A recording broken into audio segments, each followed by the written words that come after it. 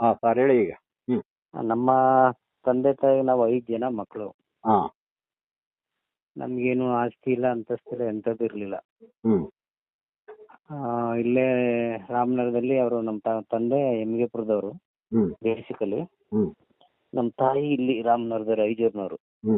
ಐಜೂರು. ಹ್ಞೂ. ಪ್ರಾರಂಭದಲ್ಲೇ ನಾವು ಮಗುವಾಗಿರುವಾಗಲೇ ಇಲ್ಲಿ ಬಂದ್ಬಿಟ್ರು. ಹ್ಞೂ. ಇಲ್ಲಿ ಬಂದು ಸೇರಿಕೊಂಡ್ರು. ತಾಯಿ ಮೇಲೆ ಒಂದು ಸ್ವಲ್ಪ ಇರೋದು ನಮ್ಮ ತಾಯಿ ಮನೆಯಲ್ಲಿ. ಹ್ಞೂ. ಅನಂತರ ಅಲ್ಲಿಂದ ಬಂದು ಪೂರ್ತಿ ನಮ್ಮ ವಾಸ ಎಲ್ಲ ಬರೀ ಬಾಡಿಗೆ ಮನೇಲಿ. ಹ್ಞೂ. ಸ್ವಂತ ಅಂತ ಮಾಡ್ಕೊಂಡಿದ್ದು ಸುಮಾರು ವರ್ಷಗಳ ನಂತರ. ಹ್ಞೂ. ಅದು ಸ್ವಂತ ಅಂತ ಮಾಡ್ಕೊಂಡಿದ್ವಿ. ಅದು ಕೂಡ ಹ್ಞೂ. ಒಂದು ಕೇಂದ್ರ ಸರ್ಕಾರದವ್ರು ಏನು ಮಾಡಿದ್ರು, ಅದು ಒತ್ತುವರಿ ಅಂದ್ಬಿಟ್ಟು ಅದನ್ನ ಅವ್ರು ತಗೊಂಡ್ಬಿಟ್ರು. ಅರ್ಕೇಶ್ವರ ಕಾಲೋನಿಯಲ್ಲಿ ಇತ್ತದು ಮನೆ. ಅವ್ರ ವರ್ಷಕ್ಕೆ ತಗೊಂಡ್ಬಿಟ್ರು ಈಗ. ಅದು ಕಡಿಮೆ ಪರಿಹಾರ ಧನ ಕೊಟ್ಟರು. ನಮ್ಮ ಅಣ್ಣವ್ರಿಗೆ 2,64,000 ಕೊಟ್ಟರು. ನಮ್ದೊಂದು 20-30 ಇತ್ತು ನಮ್ದು, ನನ್ನ ಹೆಸರಲ್ಲಿ. ಅದಕ್ಕೆ 12,000 ಕೊಟ್ಟರು. ಅಲ್ಲಿಂದ ನಾವು ಮತ್ತೆ ಇಲ್ಲಿಗೆ ಬಂದ್ಬಿಟ್ವಿ. ಈಗ ವಿಜಯನಗರಕ್ಕೆ ಇಲ್ಲಿ ಬಂದು ಆನಂತರ ಇಲ್ಲೊಂದು ಸೈಟ್ ತಗೊಂಡು ಮನೆ ಮಾಡ್ಕೊಂಡು ನನ್ನ ಇದ್ದೀವಿ. ಬಟ್ ಅಲ್ಲಿ ಭಾಳ ಕಷ್ಟದಲ್ಲಿ ಇದ್ದವ್ರು ನಾವು. ಒಂದೊತ್ತು ಜೀವನ ನಡೆಸೋಕ್ಕೂ ಕಷ್ಟ ಇತ್ತು. ಹಾಗಾಗಿ ನಮ್ಮದು 1ರಿಂದ 5ನೇ ತರಗತಿವರೆಗೂ ಹೆಂಗೋ ನಡೀತು. 5ರಿಂದ 10ನೇ ತರಗತಿವರೆಗೂ ನಮ್ಮದು ಹಾಸ್ಟೆಲ್ನಲ್ಲೇ. ನಮ್ಮ ಬ್ರದರ್ ಇದ್ರಲ್ಲ, ಹನುಮಂತಣ್ಣ ಮತ್ತು ನಾವು. ಅಲ್ಲಿಂದ PUC 2 ವರ್ಷ ಮನೇಲಿ. ಆನಂತರ ನಾನು 4 ವರ್ಷ ಅಲ್ಲಿ GK ಸ್ಟಡಿ ಮಾಡಿದೆ, ಅದು ಹಾಸ್ಟೆಲ್ಲು. ನಮ್ಮಣ್ಣ ಚನ್ನಪಟ್ಟಣದ ಇದು ಡಿಪ್ಲೊಮಾ ಕಾಲೇಜ್ ಇದೆಯಲ್ಲ, ಅಲ್ಲಿ 2 ವರ್ಷ ಸ್ಟಡಿ ಮಾಡಿದ್ರು. ಪ್ರಾರಂಭದಲ್ಲಿ ಅದೇ ನಮ್ಮ ತಂದೆಗೆ ಸ್ವಲ್ಪ ಕೂಲಿ ಮಾಡ್ತಿದ್ದವರು. ಚಾಮುಂಡಿ ಟೆಕ್ಸ್ಟೈಲ್ಸ್ ಅಂತ ಇತ್ತು ಇಲ್ಲಿ. ಅಲ್ಲಿ ಕೂಲಿ ಮಾಡ್ತಾ ಇದ್ರು. ಕೂಲಿ ಅಂದ್ರೆ ರೇಷ್ಮೆ ಇದು. ಅವ್ರು ಯಾವಾಗ ಕಣ್ಣು ಮಂಜಾಯ್ತು, ರೇಷ್ಮೆ ನೂಲುಗಳು ಕಾಣಕ್ಕೆ ಆಗ್ಲಿಲ್ಲ, ಅವಾಗ ಕೆಲಸದಿಂದ ತೆಗೆದ್ಬಿಟ್ರು ಅವ್ರನ್ನ. ಅಲ್ಲಿಂದ ನಮ್ದು ಜೀವನ ಬಹಳ ಕಷ್ಟಕ್ಕೆ ಸಿಗಾಕೊಂಡ್ಬಿಡ್ತು. ನಮ್ಮ ಬ್ರದರ್ 7ನೇ ತರಗತಿಲಿ ಓದ್ತಾ ಇದ್ರು, ನಮ್ಮ ಹಿರಿಯಣ್ಣ. ನಾವು 4-5ರಲ್ಲಿ ಏನೋ ಓದ್ತಾ ಇದ್ವಿ. ಅವ್ರೇನ್ ಮಾಡಿದ್ರು, ಹೆಂಗೋ ಅವ್ರ ಹತ್ರ ಆಡ್ಕೊಂಡು ಬಿಡ್ಕೊಂಡು ಅಲ್ಲಿ ಟ್ವಿಸ್ಟಿಂಗ್ ಫ್ಯಾಕ್ಟ್ರಿ ಇರುತ್ತಲ್ಲ ಮೊದಲು ರಾಮನಗರದಲ್ಲಿ, ಆ ಸ್ನೇಹಿತರ ಜೊತೆ ಹೋಗೋದು, ಆ ಕೆಲಸ ಕಲ್ತ್ಬಿಟ್ಟಿದ್ರು ಅವರು, ಟ್ವಿಸ್ಟಿಂಗ್ ಫ್ಯಾಕ್ಟ್ರಿದು. ಅವ್ರೇನ್ ಮಾಡಿದ್ರು, ನಮ್ಮ ತಂದೆ ಕೆಲಸ ಹೋದ ತಕ್ಷಣ ಅವ್ರು ಸ್ಕೂಲ್ ಬಿಟ್ಬಿಟ್ರು. ನಮ್ಮ ದೊಡ್ಡಣ್ಣ ಬಿಟ್ಬಿಟ್ಟು ಟ್ವಿಸ್ಟಿಂಗ್ ಫ್ಯಾಕ್ಟ್ರಿ ಕೆಲ್ಸಕ್ಕೆ ಹೋದ್ರು. ಅವ್ರು ಮನ್ಸು ಮಾಡಿದಿದ್ರೆ ನಮ್ಮನ್ನು ಕೂಲಿ ಇದಕ್ಕೆ ಸೆಕ್ಟರ್ಗೆ ಕಳಿಸ್ಬೋದಾಗಿತ್ತು ನಮ್ಮನ್ನ. ನಾನೊಬ್ಬನೇ ದುಡಿಯೋಕೆ ಆಗೋದಿಲ್ಲ, ಅವರು ಎಲ್ಲರೂ ಕೂಲಿ ಮಾಡ್ಲಿ, ಪಿಲೇಚೇರಿನೋ ಅಥವಾ ಟೀಚಿಂಗ್ ಫ್ಯಾಕ್ಟ್ರಿ ಮಾಡ್ಲಿ ಅಂತ ಅನ್ಬೋದಾಗಿತ್ತು ಅವರು. ಅವರು ಆತರ ಮಾಡ್ಲಿಲ್ಲ. ನಮ್ಮನ್ನ ನಮ್ಮ ಪಾಡಿಗೆ ಓದ್ಕೊಳಗೆ ಬಿಟ್ಬಿಟ್ರು. ಆ ಋಣ ನಾವು ಅವ್ರ ತೀರ್ಸಕ್ಕಾಗೋದಿಲ್ಲ. ಅವ್ರ ಕೂಲಿಗೆ ಹೋಗಿ ಅಂದ್ರೆ ನಾವೇನ್ ಮಾಡಕ್ಕಾಯ್ತಿತ್ತು. ಆಗ ನಮ್ದು ವಿದ್ಯಾಭ್ಯಾಸ ಅಲ್ಲಿಗೆ ಮುಗಿತಾಯ್ತು. ನಾವು ಹೆಂಗೋ ಈಗ ನಮ್ಮಣ್ಣ ಡಿಪ್ಲೊಮಾ ಮಾಡ್ಕೊಂಡ್ರು, ನಾನು BSc AG ಮಾಡ್ಕೊಂಡೆ. ಆಮೇಲೆ KPSC ಎಕ್ಸಾಮ್ ಬರ್ದೆ ನಾನು. ನಮ್ಮಣ್ಣ ಅಲ್ಲಿ ಸೆರಿಕಲ್ಚರ್ ಡಿಪಾರ್ಟ್ಮೆಂಟ್ ಅಲ್ಲಿ ಒಂದು ಇಂಟರ್ವ್ಯೂ ಹೋಗಿದ್ರು, ಅಲ್ಲಿ ಅವ್ರು ಸೆಲೆಕ್ಟ್ ಆದ್ರು. ಅವ್ರು ಸೆರಿಕಲ್ಚರ್ ಆಪರೇಟಿವ್ ಆಗಿ ಅಪಾಯಿಂಟ್ಮೆಂಟ್ ಆಯ್ತು ಅವ್ರದ್ದು. ಅವರು ಮುಳುಗಾಲು ಹೋದ್ಮೇಲೆ ನಮ್ದು ಸ್ವಲ್ಪ ನನಗೂ ಕಷ್ಟ ಆಯ್ತು. ನನ್ನ ಎಲ್ಲಾ ಇದನ್ನೆಲ್ಲ ನೋಡ್ಕೊಂಡರು ನಮ್ಮ ಅಣ್ಣ, ಹನುಮಂತಣ್ಣವ್ರೆ. ನಾವು ಓದೋದು ಏನಿದೆ ಅದನ್ನೆಲ್ಲ ನೋಡ್ಕೊಂಡವ್ರು ಅವ್ರೆ. ನನಗೆ ಬಟ್ಟೆ ಹೊಲ್ಸಿದ್ದು, ನಮ್ಗೆ ಹೊಟ್ಟೆ ತುಂಬಾ ಊಟ ಮಾಡಿ ನೆನಪೇ ಇಲ್ಲ. ಅವ್ರು ಕೆಲ್ಸಕ್ಕೆ ಹೋಗಿ ಓದ್ಕೊಂಡು ರೇಷ್ಮೆ ಗೋಡೆ ಮಾರ್ಕೆಟ್ ಅಲ್ಲಿ ಗೂಡು ಹೊರ್ತಿದ್ರು ನೋಡಿ ಫಸ್ಟ್ ಮಂಕ್ರಿನಲ್ಲಿ, ಹೋಗಿ ಗೂಡು ಹೊತ್ಬಿಟ್ಟು ಬರೋರು. ಅವತ್ ಗೂಡು ಹೊತ್ತಿದ ದಿನ ನನಗೆ ಹೋಟ್ಲ್ ಕರ್ಕೊಂಡೋಗಿ ಹೊಟ್ಟೆ ತುಂಬಾ ತಿನ್ಸೋರು. ಆಮೇಲೆ ಕಾಲೇಜ್ಗೆ ನಾನು ಸೇರಿದ್ಮೇಲೆ ನನಗೆ ಬಟ್ಟೆಗಳ ವ್ಯವಸ್ಥೆನೇ ಇರ್ಲಿಲ್ಲ. ನಿಜ ಹೇಳ್ತೀನಿ, ನಾನು ಶೂ ಹಾಕಕ್ ಆಗ್ಲಿಲ್ಲ ನಮ್ಮ ಕಾಲೇಜ್ನಲ್ಲಿ. ಒಂದು ಶೂ ತಗೊಳಕ್ಕೆ ನಮ್ಗೆ ಸಾಧ್ಯ ಇರ್ಲಿಲ್ಲ. ಅವರು ಬಟ್ಟೆಗಳನ್ನ ಮಾತ್ರ ನಿರಂತರವಾಗಿ ನನಗೆ ಹೊಲ್ಸಕ್ಕೆ ಇದ್ ಮಾಡಿದ್ರು. ಆಮೇಲೆ ಅಲ್ಲಿ ಸಣ್ಣ ಪುಟ್ಟ ಖರ್ಚುಗಳೆಲ್ಲ ಅವರೇ ನಿಭಾಯಿಸ್ಕೊಂಡ್ರು. ಆ ತರ ಆಗಿ ಒಂಚೂರು ನಮ್ಗೆ ಮೇನೇಜ್ ಆಯ್ತು. ಅಲ್ಲಿಂದ ನಮ್ಗೆ ಬೇಸಿಕಲಿ ಸ್ವಲ್ಪ ನಮ್ಮ ತಂದೆ ಪೌರಾಣಿಕ ನಾಟಕಗಳನ್ನು ಕಳಿಸ್ತಾ ಇದ್ರಂತೆ ಅವಾಗ. ಓಹೋ. ಹ್ಮ್. ಸೋನಿಕಾ ನಡ್ಕೊಂಡು ಡೈರೆಕ್ಷನ್ ಮಾಡಿ ಅಲ್ಲಿ ಪಾತ್ರಗಳು ಬಹಳ ಮುಖ್ಯವಾದ ಪಾತ್ರಗಳು ಕೂಡ ಮಾಡ್ತಾ ಇದ್ರು. ಹ್ಮ್. ಅವ್ರು ಅದೇ ಫೀಲ್ಡ್ ಅಲ್ಲಿ ಹೋದ್ರು. ಹ್ಮ್. ಅಲ್ಲಿ ಸ್ವಲ್ಪ ಇವ್ರು ಸಾಫ್ಟ್ ಹ್ಮ್. ನಾಟಕ ಕಲಿಸ್ಮೇಲೆ ಅಲ್ಲಿ ಫೀಸ್ ಕೊಡ್ಬೇಕಲ್ಲ, ಯಾರು ಸರಿಯಾಗಿ ಕೊಡ್ತಿರ್ಲಿಲ್ಲ. ಹ್ಮ್. ಇದನ್ನ ನಂಬ್ಕೊಂಡ್ರೆ ನನ್ನ ಜೀವನ ನಡೆಯಲ್ಲ ಅಂತ ಅಲ್ಲಿ ಬಿಟ್ಟು ಬಂದು ಇಲ್ಲಿ ಸಿಲ್ಕ್ ಟೀಚಿಂಗ್ ಫ್ಯಾಕ್ಟ್ರಿ ಸೇರ್ಕೊಂಡ್ರು. ಹ್ಮ್. ಅದ್ರ ಮಧ್ಯೆ ಹ್ಮ್. ಡೋಲ್ ಕೂಡ ಬಾರ್ಸ್ತಾರೆ ಅವರು. ಹ್ಮ್. ಹ್ಮ್. ಮದ್ವೆ ಸಮಾರಂಭಗಳಲ್ಲಿ ಹ್ಮ್. ಡೋಲು ಶಾಸ್ತ್ರೀಯವಾಗಿ ಕಲ್ತಿದ್ರು ಅವರು. ಹ್ಮ್.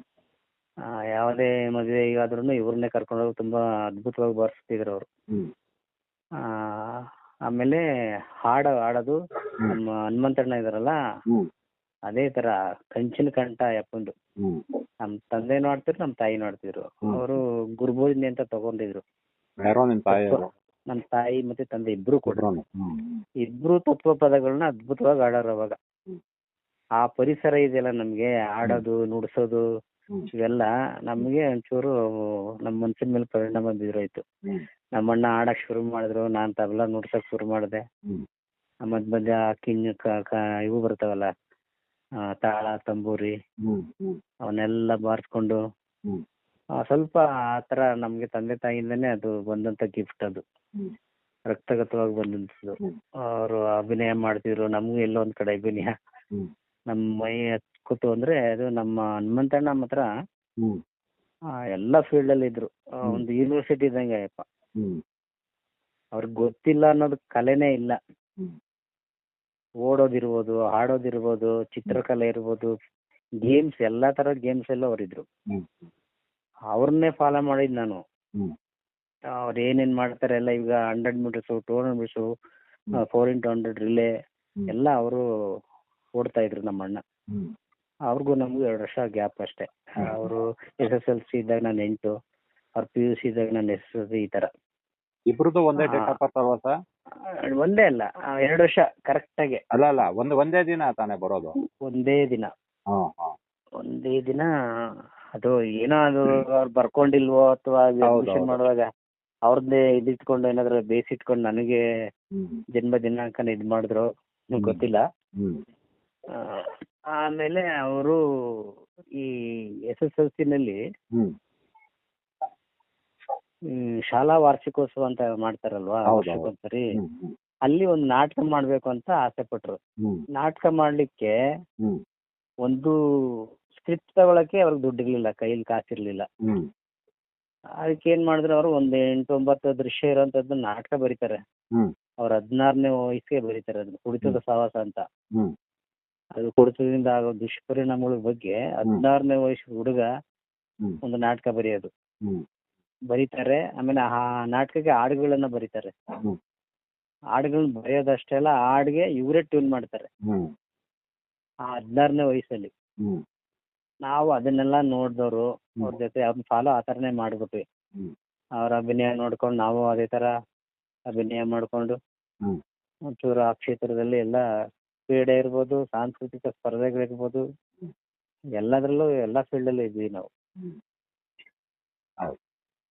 ಈಗ ಸರ್, ಆಮೇಲೆ ಸಾಂಸ್ಕೃತಿಕ ಅಭಿರುಚಿಗಳಿಗೆ ಅಂಟಿಕೊಂಡವರು ಶೈಕ್ಷಣಿಕವಾಗಿ ಯಶಸ್ಸು ಕಾಣಲು ಸಾಧ್ಯವಿಲ್ಲ ಎಂದು ಸಾಮಾನ್ಯವಾಗಿ ಬಹಳಷ್ಟು ಜನ ಭಾವಿಸುತ್ತಾರೆ. ಈ ಬಗ್ಗೆ ನಿಮ್ಮ ಅಭಿಪ್ರಾಯವೇನು? ನಮ್ಗೆ ನಾನು ಎರಡೂ ಕಡೆ ಇದ್ವಿ. ಓದೋದ್ರಲ್ಲೂ ಇದ್ವಿ, ಹೀಗೆ ಸಾಂಸ್ಕೃತಿಕ ಚಟುವಟಿಕೆಗಳಲ್ಲೂ ಇದ್ವಿ. ನಮ್ಗೆ ಒತ್ತಾಸೆ ಏನಿರ್ಲಿಲ್ಲ. ಇವಾಗ ಟ್ಯೂಷನ್ ಕಳ್ಸೋದು ಅಂತದ್ದು ಪರಿಸ್ಥಿತಿ ಇರ್ಲಿಲ್ಲ ನಮ್ಗೆ. ನಮ್ಮ ಮನೇಲಿ ದುಡ್ಡು ಕೊಟ್ಟು ಟ್ಯೂಷನ್ ಕಳ್ಸೋಂಥದ್ದು ಇರ್ಲಿಲ್ಲ, ಕೆಪಾಸಿಟಿ ಇರ್ಲಿಲ್ಲ ಅವ್ರಿಗೆ. ನಾವು ನಮ್ಮ ಇದ್ರಲ್ಲೇ ನಮ್ಮ ಸ್ವಂತ ಬುದ್ಧಿಯಿಂದ ಅದನ್ನೆಲ್ಲ ನಿಭಾಯಿಸ್ಕೊಂಡು ಈ ಸಾಂಸ್ಕೃತಿಕ ಚಟುವಟಿಕೆ ಪ್ಲಸ್ ಓದೋದು ಎರಡೂನು ಬ್ಯಾಲೆನ್ಸ್ ಮಾಡಿದ್ವಿ ನಾವು. ಇವಾಗ ನಮ್ಮ ಅಣ್ಣ ಅವಾಗ ನಮ್ಗೆಲ್ಲ 7th ಸ್ಟ್ಯಾಂಡರ್ಡ್ ಪಬ್ಲಿಕ್ ಇಲ್ಲಿ GKBMS ಅಲ್ಲಿ ನಮ್ಮ ಅಣ್ಣ ಓದಿದ್ದು. ಅವರು ನಂತರ ನಾನು ಅಲ್ಲೇ ಓದಿದ್ದು. ಅದು 7th ಸ್ಟ್ಯಾಂಡರ್ಡ್ ಪಬ್ಲಿಕ್ ಇರೋದ್ರಿಂದ ಅಲ್ಲಿ ಇಡೀ ತಾಲೂಕೆ ಫಸ್ಟ್ ಬಂದಿದ್ದು ನಮ್ಮ ಅಣ್ಣ. ಇದು ರೆಕಾರ್ಡ್. ಇಡೀ ತಾಲೂಕೆ ಫಸ್ಟ್ ಓದೋದ್ರಲ್ಲಿ, ಅಂದ್ರೆ ರಿಸಲ್ಟ್ ಬಂದಾಗ. ಅವರು 494 ತೆಗ್ದಿದ್ರು ಅವರು. ಅವ್ರ ನಂತರ ಅವ್ರ ರೆಕಾರ್ಡ್ ಬ್ರೇಕ್ ಮಾಡಿದ್ ನಾನು. 496 ತೆಗೆದೆ ನಾನು. ಅಲ್ಲಿಂದ ಆಚೆ ಏನಾಯ್ತು, ನಾವು ಕನ್ನಡ ಮೀಡಿಯಂ ಓದಿದ್ದು. ಇಲ್ಲಿ ನಮ್ಮ ಅಣ್ಣನಿಗೆ, ನಮ್ಮ ಹನುಮಂತ ಅಣ್ಣನಿಗೆ ಯಾರೋ ಹೇಳಿದ್ರು, ಕನ್ನಡ ಮೀಡಿಯಂ ಬಂದ್ರೆ ಏನೋ ಇಲ್ಲ ಹಂಗೆ ಹಿಂಗೆ ಅನ್ಕೊಂಡು ಏನೋ ಮಾಡಿ, ನಾನು ಕನ್ನಡ ಮೀಡಿಯಂ ಓದ್ತಿದ್ದೀನಿ, ನನ್ನ ತಮ್ಮ ಇಂಗ್ಲೀಷ್ ಮೀಡಿಯಂ ಸೇರ್ಕೊಳ್ಳಿ ಅಂತ 8ನೇ ಕ್ಲಾಸಲ್ಲಿ ಇಂಗ್ಲೀಷ್ ಮೀಡಿಯಂ ಸೇರಿಸ್ಬಿಟ್ರು ಅವರು. ಅದೇನಾಯ್ತು ಅಂದ್ರೆ ನಮ್ಮ ಪ್ರಾರಂಭದಲ್ಲಿ ಬಹಳ ಕಷ್ಟ ಆಗೋಯ್ತು. ಕನ್ನಡ ಮೀಡಿಯಂದಿಂದ ಹೋಗಿ ಏಕ್ ತಂದು ಇಂಗ್ಲೀಷ್ ಮೀಡಿಯಂ, ಎಲ್ಲ ಇಂಗ್ಲೀಷ್ ಮೀಡಿಯಂದಿಂದ ಬಂದಿರ್ತಾರೆ ಕಾನ್ವೆಂಟ್ ಇಂದ. ಅವ್ರ ಜೊತೆ ನಾವು ಹೆಂಗೆ ಪೈಪೋಟಿ ಮಾಡೋದು, ಅವ್ರ ಜೊತೆ ಸ್ಪರ್ಧೆ ಮಾಡೋದು ಹೆಂಗೆ, ಆ ಒಂದು ಇದ್ರಲ್ಲೂ 8ನೇ ಕ್ಲಾಸು 9ನೇ ಕ್ಲಾಸು 10ನೇ ಕ್ಲಾಸ್ ಎಲ್ಲ ಫಸ್ಟ್ ಕ್ಲಾಸೇ ನಂದು. ಇಂಗ್ಲೀಷ್ ಮೀಡಿಯಮ್ಮು, ಸರ್ಕಾರಿ ಶಾಲೆ ಅದು. ಅದನ್ನ ಮಾಡ್ಕೊಂಡು PUC ಬಂದ್ಮೇಲೆ PCMB ತಗೊಂಡೆ. ನನಗೆ ಆಕ್ಚುಲಿ ಇದ್ದಿದ್ದು ಆರ್ಟ್ಸ್ ತಗೋಬೇಕು, ಮೇಷ್ಟ್ರ್ ಆಗ್ಬೇಕು, ಪಾಠ ಮಾಡಬೇಕು ಅಂತ ಬಹಳ ಆಸೆ ಇದ್ದಿದ್ದು ನನಗೆ. ಕನ್ನಡ ಅಂದ್ರೆ ಪಂಚಪ್ರಾಣ ನನಗೆ. ಕನ್ನಡ PUC ನಲ್ಲಿ 80 ತೆಗೆದಿದ್ದೀನಿ, SSLC 100 ಚಿಲ್ಲರೆನೋ ತೆಗೆದಿದ್ದೀನಿ ಕನ್ನಡದಲ್ಲಿ ವಿಶೇಷವಾಗಿ. ಜೊತೆಗೆ ಇಂಗ್ಲೀಷಲ್ಲೂ ಕೂಡ ಅದೇ ತರ ಮಟ್ಟದ್ದು ಮಾರ್ಕ್ಸ್ಗಳು ಬಂದಿತ್ತು ನನಗೆ. ಹಂಗಾಗಿ ಓದು ಮತ್ತೆ ಕ್ರೀಡೆ ಮತ್ತೆ ಸಾಂಸ್ಕೃತಿಕ ಸ್ಪರ್ಧೆಗಳು, ಈ 3 ವಿಭಾಗದಲ್ಲಿ ನಾವು ಬಹಳ ತೊಡಸ್ಕೊಂಡಿದ್ವಿ. ಆಮೇಲೆ ಯುವಜನ ಮೇಳಗಳು ನಡೆಸ್ತಾ ಇದ್ರು ಕರ್ನಾಟಕ ಸರ್ಕಾರದಿಂದ. ಆ ಯುವಜನ ಮೇಳದಲ್ಲಿ ನಮ್ದೊಂದು ಟ್ರೋಫಿ ಇತ್ತು, ಒಂದು 10-15 ಜನದ್ದು. ಈ ಗೋಪಿನಂದನ ಇದಾರಲ್ಲ ಎಲ್ಲ ಆಳುಗಳು, ಶ್ರೀರಂಗಯ್ಯ ಅಂತ ಆಚಂದವರು, ಇವರೆಲ್ಲ ಒಂದು ಬ್ಯಾಚ್ ನಾವು, LC ರಾಜು, ನಾವೆಲ್ಲ ಹೋಗ್ಬಿಟ್ರೆ ಯುವಜನ ಮೇಳಕ್ಕೆ ಎಲ್ಲಾ ಈವೆಂಟ್ಸ್ ಅಲ್ಲೂ ನಮ್ದೆ. ಭಜನೆ ಇರ್ಬೋದು, ಸುಗ್ಗಿ ಕುಣಿತ ಇರ್ಬೋದು, ಆಮೇಲೆ ಇದು ವೈಯಕ್ತಿಕ ಸ್ಪರ್ಧೆಗಳು, ಭಾವಗೀತೆ, ಜನಪದ ಗೀತೆ, ಇವೆಲ್ಲದ್ರಲ್ಲೂ ನಮ್ದೇ ಪಾರುಪತ್ಯ. ಆಗ ನಾನು ಆಡ್ತಿದ್ದೆ ಅವಾಗ actually.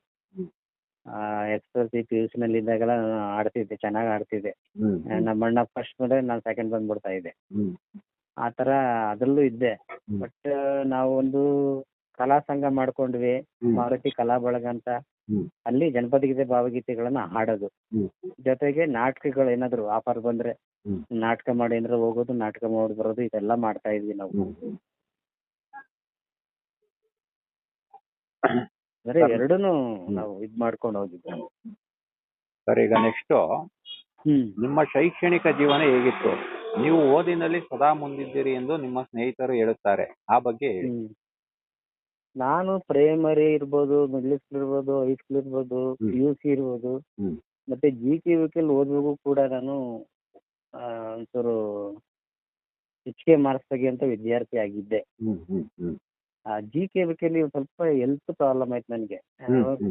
3rd year final year ಬಂದಾಗ ಹೊಟ್ಟೆ ನೋವು ಬರೋಂಥದ್ದು, ಕ್ಲಾಸ್ ಅಟೆಂಡ್ ಮಾಡಕ್ ಆಗದೆ ಇರೋಂಥದ್ದು, ಆ ತರ ಒಂದು ಸಮಸ್ಯೆಗಳಿತ್ತು.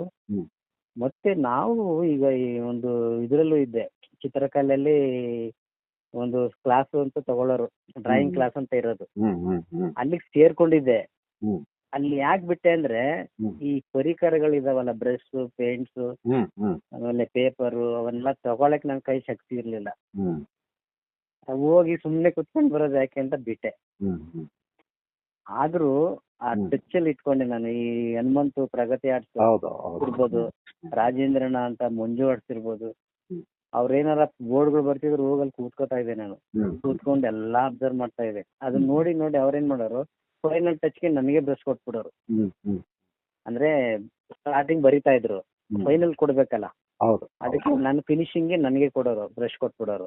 ಆ ಬೋರ್ಡ್ಗಳನ್ನು ಬರಿತಾ ಇದ್ದೆ. ನಾನು SSLC ಓದುವಾಗ ಒಂದು ಬೋರ್ಡ್ ಬರೀದೆ, ಗುರು ರಾಘವೇಂದ್ರ ಎಲೆಕ್ಟ್ರಿಕಲ್ಸ್ ಅಂತ ಒಂದು ಬೋರ್ಡ್ ಬರ್ದಿದ್ದೆ ನಾನು SSLC ಓದ್ಬೇಕಾದ್ರೆ. ನಮ್ಗೆ ಏನ್ ಕೆಲಸ ಸಿಗ್ಲಿಲ್ಲ ಅಂದ್ರೆ ಇದೇ ಗಟ್ಟಿ ಆಗ್ತಿತ್ತು ನಮ್ಗೆ. ಬೋರ್ಡ್ ಬರೆಯೋದು, ನಾಟಕ ಮಾಡೋದು, ಇವನ್ನೇ ನಾವು ಅವಲಂಬಿಸ್ಬೇಕಾಗ್ತಿತ್ತು. ಆಮೇಲೆ ಸರ್, ಕ್ರೀಡೆಯಲ್ಲಿ ನಿಮಗೆ ಹೇಗೆ ಆಸಕ್ತಿ ಮೂಡಿತು? ನಿಮ್ಮ ಕ್ರೀಡಾ ಸಾಧನೆಗಳ ಬಗ್ಗೆ ಒಂದಿಷ್ಟು ವಿವರ ಕೊಡಿ. ಕ್ರೀಡೆನಲ್ಲಿ ನನಗೆ ಆಸಕ್ತಿ ಹುಟ್ಟೋದಕ್ಕೆ ಮೂಲ ಕಾರಣ ನಮ್ಮ brother HV Hanumanth. HV Hanumanth ಅವರು. HV ಹನುಮಂತ್ ಅವರೇ. ಅವರು ಪ್ರಾರಂಭದಲ್ಲೂ ಪ್ರೈಮರಿಯಿಂದ ಹಿಡಿದು SSLC ಡಿಪ್ಲೊಮಾ ಓದೋವರೆಗೂ ಕ್ರೀಡೆನಲ್ಲಿ ಅವರನ್ನ ಮೀರಿಸಿದವರಿಲ್ಲ. 100 ಮೀಟರ್ ಇರ್ಬೋದು, 200 ಇರ್ಬೋದು, 4x100 ಮೀಟರ್, 800, ಲಾಂಗ್ ಜಂಪು, ಈ ಎಲ್ಲಾ ಇವೆಂಟ್ ಅಲ್ಲೂ ಯಾವ ಇದ್ರಲ್ಲಿ ಪಾರ್ಟಿಸಿಪೇಟ್ ಮಾಡ್ತಾರೆ ಅದೆಲ್ಲ ಅವರೇ ಫಸ್ಟ್ ಬಂದಿತ್ತು. ಆಮೇಲೆ ಒಂದು ರಿಸ್ಟ್ರಿಕ್ಷನ್ಸ್ ಮಾಡಿದ್ರು, ಟ್ರ್ಯಾಕ್ ಇವೆಂಟ್ಸ್ ಇಷ್ಟ ಇರಬೇಕು, ಲಾಂಗ್ ಜಂಪ್, ಜಂಪು ಅವೆಲ್ಲ ಇಷ್ಟಿಷ್ಟೇ ಮಾಡಬೇಕು ಅನ್ನೋದೊಂದು ರಿಸ್ಟ್ರಿಕ್ಷನ್ಸ್ ಹಾಕ್ಬಿಟ್ರು. ಹ್ಮ್ ಹಂಗಾಗಿ ಕೆಲವು ಸ್ಪರ್ಧೆಗಳಲ್ಲಿ ಅವರು ಭಾಗವಹಿಸ್ತಾ ಇದ್ರು, ಮಿಕ್ಕಿದ್ನೆಲ್ಲ ತಮ್ಮ ಸ್ನೇಹಿತರಿಗೆ ಬಿಟ್ಕೊಟ್ಬಿಡ್ತಾ ಇದ್ರು. ಹ್ಮ್ ನಾವು ಅದನ್ನೆಲ್ಲ ಫಾಲೋ ಮಾಡ್ತಾ ಇದ್ದೆ.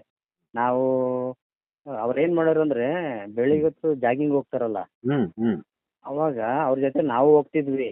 ನಾವು ಇಲ್ಲಿ ಹೈಸ್ಕೂಲಿಂದ ಹೊರಟು ಹ್ಮ್ ಕೊಂಕಣಿ ದೊಡ್ಡ ಇದೆಯಲ್ಲ, ಹ್ಮ್ ಅಲ್ಲಿಗೆ ನಮ್ಮ ಸ್ನೇಹಿತರು ಅವರೆಲ್ಲ ಬರೋದ್ರಲ್ಲಿ ಅವರು ರಾಮದೇವ್ರ ಬೆಟ್ಟ ಮುಟ್ಟಿ ವಾಪಸ್ ಬರ್ತಾ ಇರೋದು ಅವರು. ಹ್ಮ್ ಹ್ಮ್ ಹ್ಮ್ ಅಷ್ಟು ಫಾಸ್ಟ್ ಅವ್ರನ್ನ ನಾವು ಓವರ್ಟೇಕ್ ಮಾಡಕ್ ಆಯ್ತಾನೆ ಇರಲಿಲ್ಲ. ಹ್ಮ್ ಅವ್ರು 11.6 ಸೆಕೆಂಡಲ್ಲಿ ಓಡ್ತಾ ಇದ್ರು 100 ಮೀಟರ್. ಹ್ಮ್ ನಾವೆಲ್ಲ 11.30 ಆ ಒಂದು ಇದರಲ್ಲಿ ಓಡ್ತಾ ಇದ್ದೆ ನಾನು. ಹ್ಮ್ 4x100 ರಿಲೇ ನಮಗೆ ಫೇವರೇಟ್. ಇಲ್ಲಾಂದ್ರೆ ಸ್ಟಾರ್ಟ್ ಮಾಡೋದು ಅಥವಾ ಫಿನಿಶ್ ಮಾಡೋದು. ಅವರು ಅದೇ ಮಾಡ್ತಿದ್ರು, ನಾನೇ ಅದೇ ಮಾಡ್ತಾ ಇದ್ದೆ. ಅಂದ್ರೆ ಅವರೇ ನಮಗೆ ಮೂಲ ಕಾರಣ. ಯಾಕಂದ್ರೆ ಈ ಸ್ಪೋರ್ಟ್ಸ್ ಇದೆಯಲ್ಲ, ಅದಾದ್ಮೇಲೆ ಕಬಡ್ಡಿ, ವಾಲಿಬಾಲು, ಖೋ-ಖೋ, ಆಮೇಲೆ ಇನ್ನೊಂದು ಯಾವುದೋ ಇದೆ, ಇದ್ರಲ್ಲೆಲ್ಲ ನಮ್ಮ ಮುಂಚೂಣೆಲ್ಲೇ ಇದ್ದಿದ್ದು. ವಾಲಿಬಾಲ್ ಸ್ಮ್ಯಾಶ್ ಮಾಡ್ತಿದ್ರೆ ನಿಮ್ಗೆ ಆಶ್ಚರ್ಯ ಆಗ್ಬೋದು. ನಾನು ಕುಳ್ಳ, ಹೈಟ್ ಇಲ್ಲ, ಆದ್ರೂ ಜಂಪ್ ಇತ್ತು.